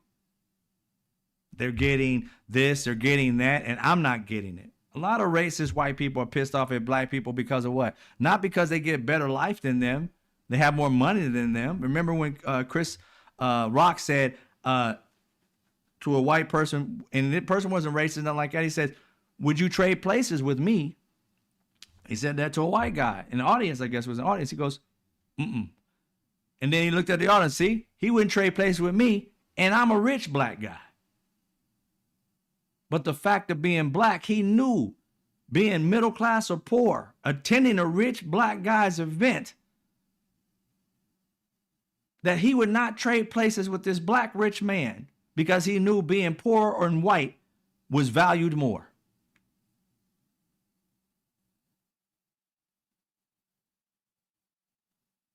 So being jealous or angry at a person having something you don't have, but not necessarily wanting to be them. You just don't want them to be ahead of you. How does he have? Why does he have? I'm white and should have better. Merely for the fact that I'm white, not because I'm more talented than whomever it is. How about you just dig deeper into yourself and stop comparing yourself and dig into your own individual brilliance? And that way you rise to the occasion of whatever your God or whoever you believe created you. You're individually brilliant. You don't have to compare yourself to nobody. You'll never be a brilliant me, no matter how much you try. What I'm brilliant at, you'll never be brilliant at, because God gave it to me and only me, and vice versa. Whatever you're good at, I could never be. Even if I tried my entire life, I could never be as brilliant as you were with your talent and the gift that God gave you. And we can be in the same career. We can both be musicians. What you're bringing to it is the spirit that you were given by your God or your creator. I'm bringing the same thing. Me and you could play the exact same song, but my pains and my loves and my energy, even though I'm playing the exact same song that you are, the wind in me is going to create something different. That's going to create something different from you. You're going to have an accent here and there. You're going to have a thought process that's going to take you to another level that's going to make your music a lot different than mine. Both of them equally brilliant, and therefore we don't need to compete. Be your individual self. Let yourself be as brilliant as your God created you to be. And that way you leave your legacy that stamp on whatever it is that you create or what you have, whether it be your children, whether it be products that you build, or whether it be just advice that you give based off your life story, books that you've written. Just live off of you. Don't have to compare or compete with nobody else, because they can never be as brilliant as you are at being you. You are a miracle within yourself, and nobody else can imitate it or be anything like you. And once you can believe that, all that other crap that people kind of tell you to divide you, they can't do it, because you already know there's not another one of you. And when you start to add your brilliance to somebody else's brilliance, that's when the world becomes a better place. Not trying to steal their brilliance. You can be influenced by their brilliance, but that's how we become a better place. That's why I always find love in music. I call music love, because the fact is that when you're listening to music and having a good time, it's hard to hate when you listen to a good song that can make you dance and make you happy. It's hard to have hate in your heart. And that's what usually happens. People who may have difference of opinion. You may be a staunch Republican, and I'm a Republican. You got somebody who's a liberal, but you may not know their passions toward politics. Throw on a good song, and they'll be singing karaoke together, not knowing that they don't like each other whatsoever politically.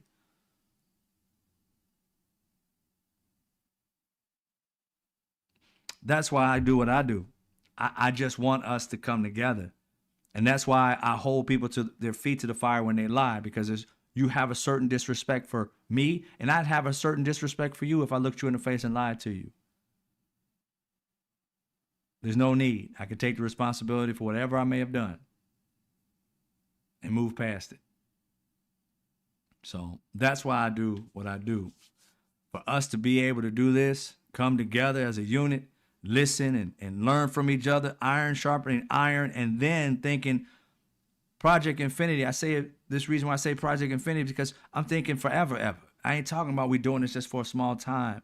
Leaving stuff for our kids, creating generational wealth for our kids in slower ways. But again, what happens with, how do you build, create generational wealth? We're not talking about some get rich quick plan.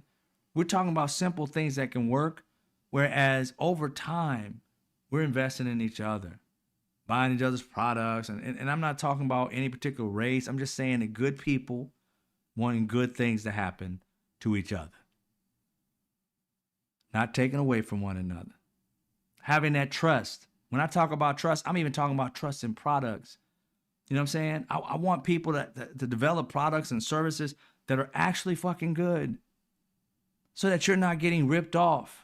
And we can start edging out those people who are selling you crappy products for too damn high or whatever the hell it is. Having a trust system that if I'm buying it through somebody who's a part of Project Infinity, I know he and she did their homework and that they're not going to lie to me. If there's something defective, it's because every so many products get defective.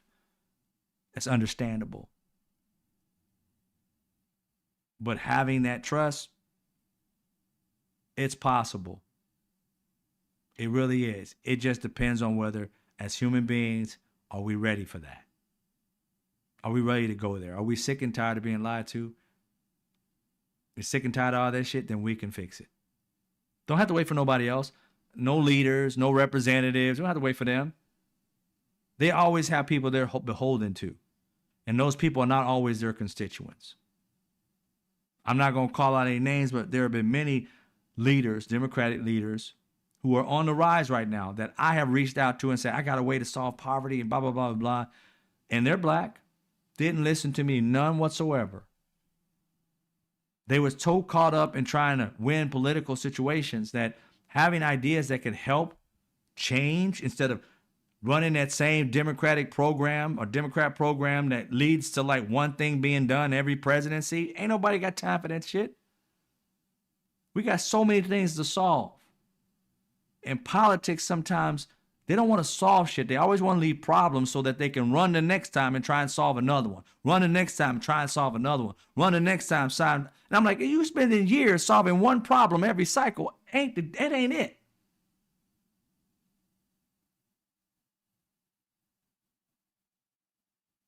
Let the American citizens tell you what they want. And as American citizens, let's start devising the things that we want and asking them to implement it. waiting on them to decide on how. They're not creative like that. They're in there for laws and shit. As far as like how we can make shit happen, no. They really suck at that. That's why they're giving money to all these creators and Elon Musk and all that shit like that who have no like loyalty to the people. They don't care about us. But if we can start doing that and they can start getting subsidies for us, we can care about that. And we can start doing businesses getting subsidies and creating living wage jobs. We got to show them what we working with, what we want can happen. Instead of all this negative shit telling us every time you got people, oh, that ain't going to work. It's going to cost too much money. That's crazy how we went through COVID and we proved that we could do it by giving people thousands upon thousands and some people millions upon millions of dollars through PPP loans, and they didn't have to pay it back. And some the fuck how we proved that we could do it. But now we're back to that same old tired ass record. We can't do shit. Yet though we spent 2 straight years at home off of government funding and we didn't collapse. So that tells me we can do it. You don't want to do it.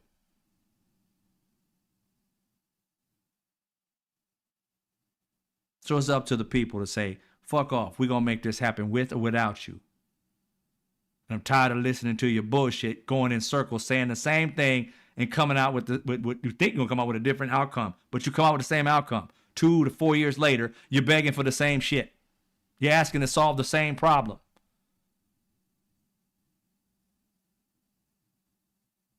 It's our time. That's what I say about this. It's our time. I see it.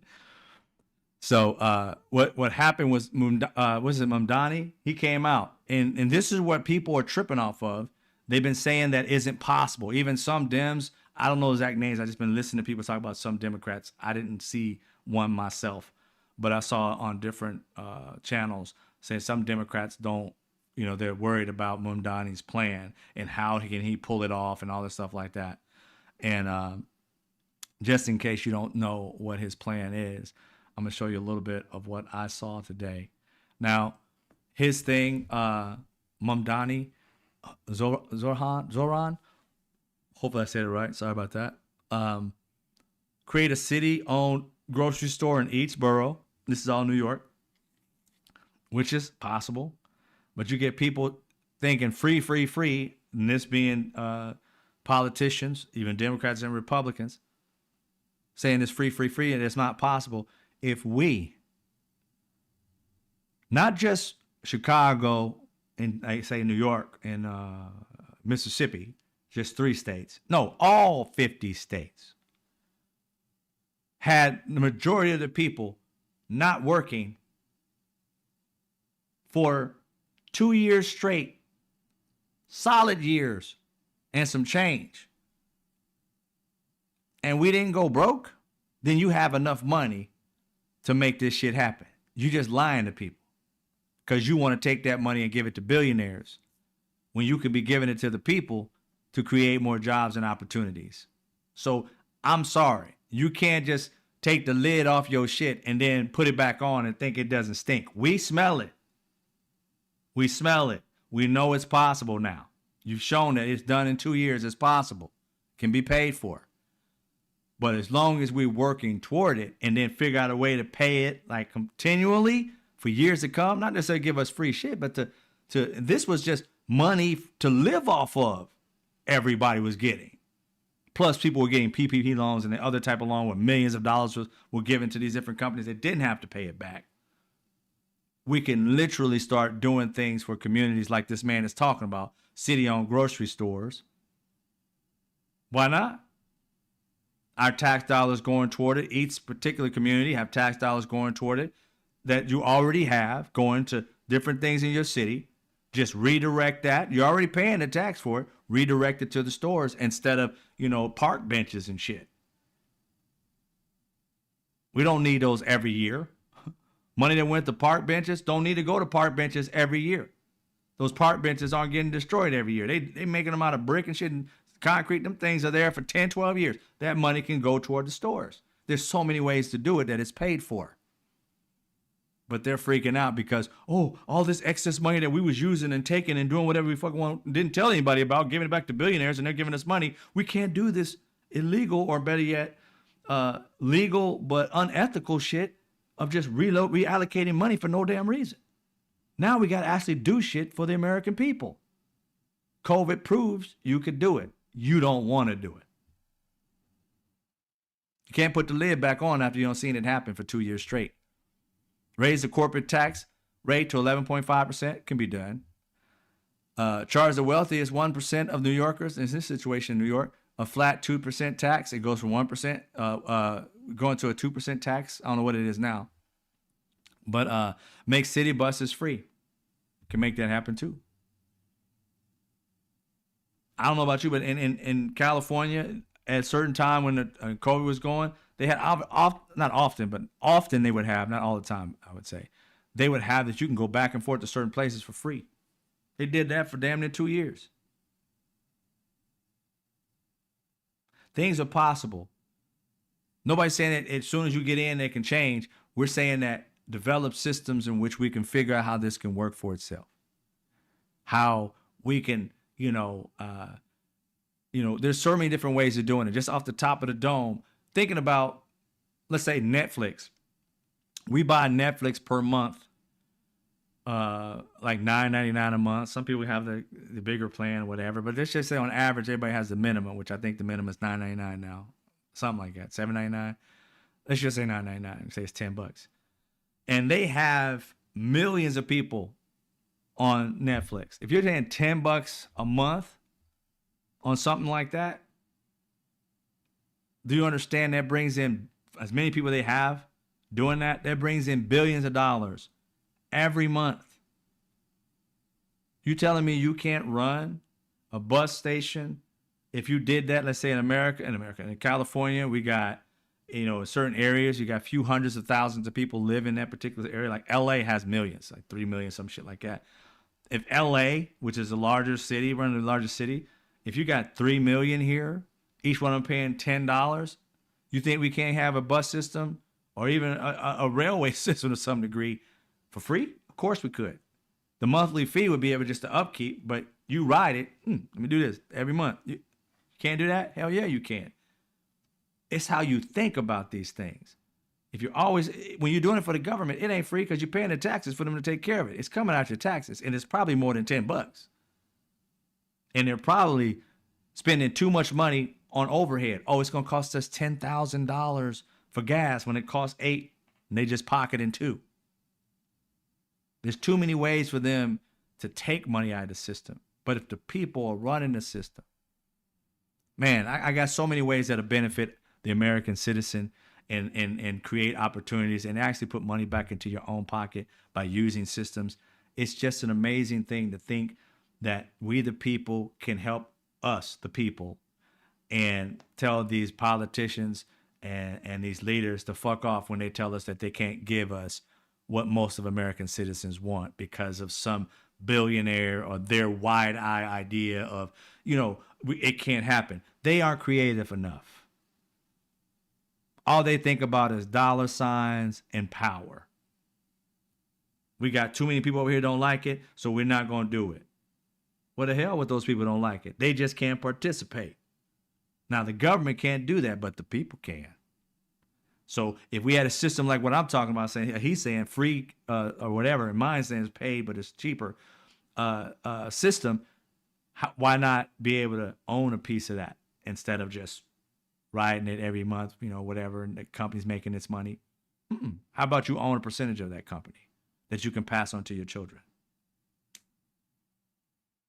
There's so many ways to make this stuff work for the many and fuck off these billionaires and give the American people an additional avenue of revenue. In order to become wealthy, just to let you know, generational wealth, you have to have multiple avenues, at least 6, some say 10, but at least 6 to 7 avenues of revenue in order to create generational wealth. If taking a bus or whatever every day is adding to your avenue of revenue, that's 1 out the way. You got your job, that's 2 out of the way. You're only anywhere between 5 avenues of revenue away from creating generational wealth that you can pass on to your children. It's ways to do it, people. You just have to think outside the box. And like I said, this is a gift I have. Most people don't think like this because most people think about themselves. I'm a we person. How can we, the people, actually benefit? Fuck all this billionaire gets all of it and everybody else has to suffer. There's no reason that Americans shouldn't have health care. Fuck them. We could do it. There's so many ways about it. But we have to be creative and we have to care about one another and we have to put our money where our mouth is. But we also have to input into the system because you want to be a part of it. You don't want somebody just to hand it to you. You want to be a part of it. The system is for you. Therefore, you got to participate in said system. That way you feel like you own it. You have a piece of it. It's not just this organization just popped up out of nowhere. It is the people providing for the people. And plus, if you took a bus or something and you knew that you owned a piece of it, would that bus be clean and spick and span? Because everything you see is yours too. You feel me? So if you walked on a bus and shit or got on one of those things and you was like, you saw it was dirty and there was signs all over it, but wait a minute, I own a piece of this. This has to be taken care of. People will respect what's theirs. And only people who can get on these buses and things like that are members, are people who are part of it. That's just one idea that I have. There's so many that can help us get to a place where we, in every city and state, where we can start having the American dream without having to sit here and have these little misers telling us what we can and can't do, telling us how they're going to invest in us. If we do said thing, we're going to take 50% of your business. Fuck them. It's time Americans said fuck you to the greedy and focus on those of us in need, that those of us who care about other people and want to see things come to fruition. There's so many people who do it now by going to these crowdfunding things and getting a t-shirt or whatever because they see a product that they want in their house. Now think about doing that and owning a piece of all these different things and creating an initial avenue of revenue for yourself. It's a we thing, not a me thing. We just don't focus on the billionaires making so much money all the time. It can be shared amongst the people who are buying into it. So yeah, so these are the things that I think of all the time on how I can make it so that the American dream can once again come back, and this way come back in a vicious way, that it's there forever, forever, ever, and that you can pass it on to your children as long as these situations continue to thrive. And if you own a piece of the things that you do every day, come on, are you really going to mess it up? Who's going to mess up income for themselves? I mean, I know there's some, but for the most of us, we would not. All right?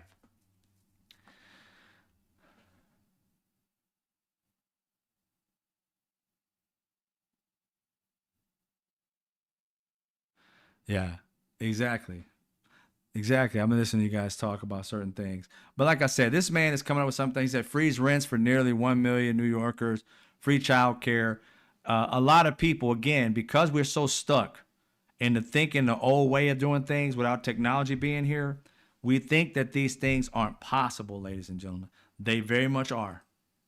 What's not possible is sustaining the life that we live right now. If we continue to live the way we're living, robots are going to end up taking our positions, or the majority of our positions. They're still going to need employees, but they may not need 10,000. They may need 5,000. That means 5,000 people don't have a job. They may, need temporary work in which they have a shit ton of people working 30 hours a week, still not enough for you to live off of because things are still going to get higher. So you're going to be living in poorer areas doing a lot of different work that you should be living in a nicer area. We have to take control of it because the billionaires are doing everything they can to destroy everything that we thought this country was supposed to be about. They have too much power to push our lives in a certain direction. It's time we take the power back, talk about it, how we can take it back, so that we can all be a part of this process, or at least a majority of us can be a part of this process, and we can start changing the world for us, not only nationally, but throughout the world. If we create a system that's within capitalism, but it's capitalism that cares, that's an ethical capitalistic society. It's not socialism, it's ethical. You're not trying to fuck over people to make a lot of money. You want to do right by people and you can make a lot of money. It's a choice. If I do right by people and still sell you a nice hat and a shirt or a computer, how is that not capitalism and how is it not ethical? But if I'm like other people who are like right now getting all this money and power and then hooking up with Trump, I mean, come on. There's some nefarious shit going on. And what's so sad about it is we got so many supposed billionaires that are Democrats and liberals, but they aren't standing out and talking about what they're doing. Yet though we see all these who say they aren't liberal, but they're standing behind Donald Trump. But they say they aren't MAGA. But Amazon, all them, they're giving Donald Trump millions of dollars.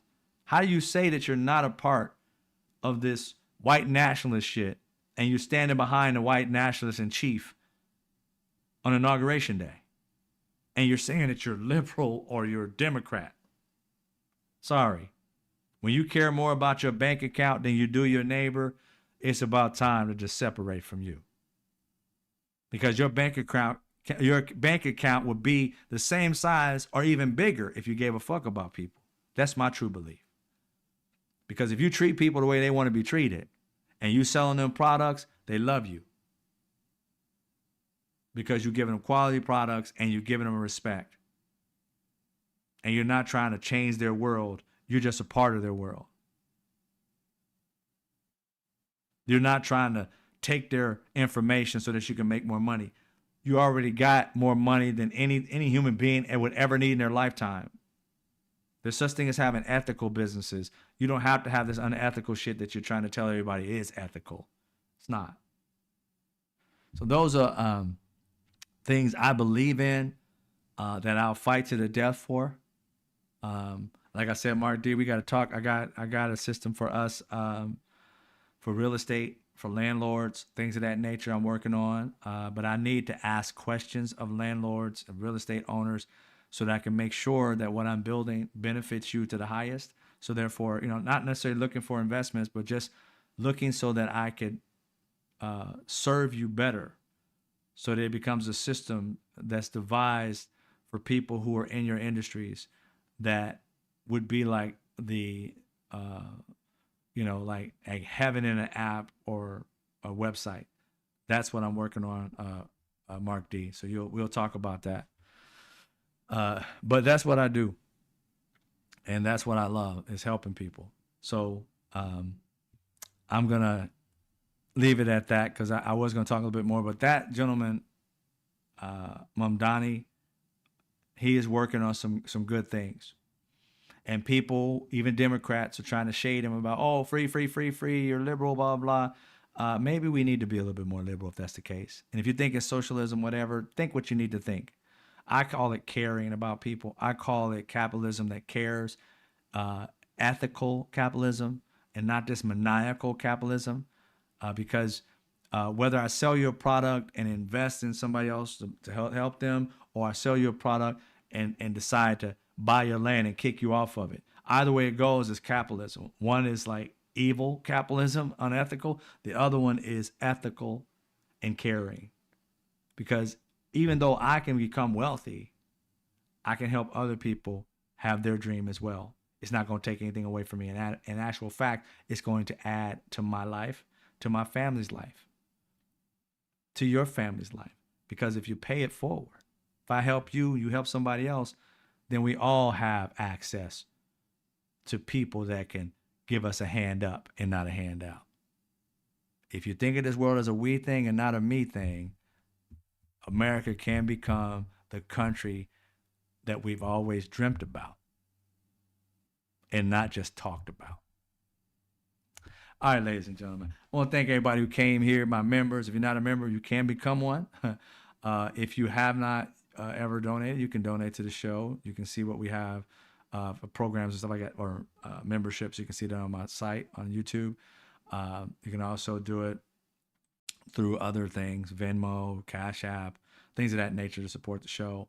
I thank people who give money inside the meeting as well. Did anybody give today? I didn't see it. If you did, I'm sorry. I'll tell you. There you go. DJ did donate $10. Thank you, DJ. Have a great night. D, as a Demetrius, thank you, I appreciate all you do. Power to the people, fight, resist. Thank you. I appreciate that for donation, $20. And yeah, so we're going to continue doing what we do, loving on people. Sister Soul, thank you for being here. Mark D, thank you for being here. Rudy, Interplanet Janet, of course, I appreciate you. Kristen, appreciate you. I'm glad you're doing better. Alice Early, always a pleasure. Evil and the government politicians, always Alice. Are you still held up? Or are you still moving out? What's going on out of the country? Are you visiting? Who else is in here? Welcome back, Azur. I see you. Let me see. I did say Sister Soul already.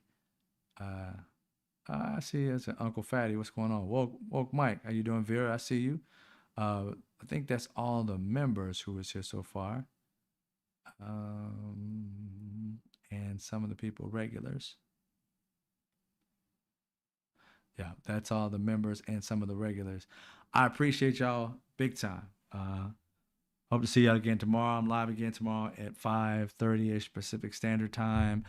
Mr. Straight Facts Show. I do this. I love this. The things I do, I focus on us as American citizens. And like I said, one of the things I'm always honest about what I'm doing. I have programs I'm working with helping specifically Black people because of the things that we've gone through. And then also this right here, helping all people, because, I don't have anything against anybody. I just have everything for people. And sometimes people don't want to help others. And I'm like, you know what? Like I'm doing with this non-politician stuff. I don't care about what they say. The people get to make the decision. I don't care what racist people say. Black people get to make decisions on their lives that we don't have to sit there and be asking people all the time. We can do some of the things we need done instead of begging people who are going to always say no. It's about time that we started focusing on the people, those who care about the people. We're not going to get everybody. But trust me, if we start doing things and listening to what we mostly want, no matter what race, color, creed we come from, what part of the state, country in this country we come from, we all want some of the same things. And if we can start to agree on that and stop dividing, depending on what city, state we live in, or what side of the state we live, it's just insane. We come together and figure out, like, this is what we need, what we want, then we can fight for it, either something that's national, that's for all of us, or individual cities and states. That's just for things that are going on within your individual city and state. There's no reason that I can't be a part of helping somebody in Texas or New York or whatever. I can't vote your way, but I can donate to help that happen for you. If we know exactly what it is that people want, we can help each other. It's really simple. Just care about each other. And again, like I said, it's not a me thing. It's a we thing. So hope to see you guys tomorrow. Y'all have a good night and be safe. And as always, I'll see you when I see you. Take care.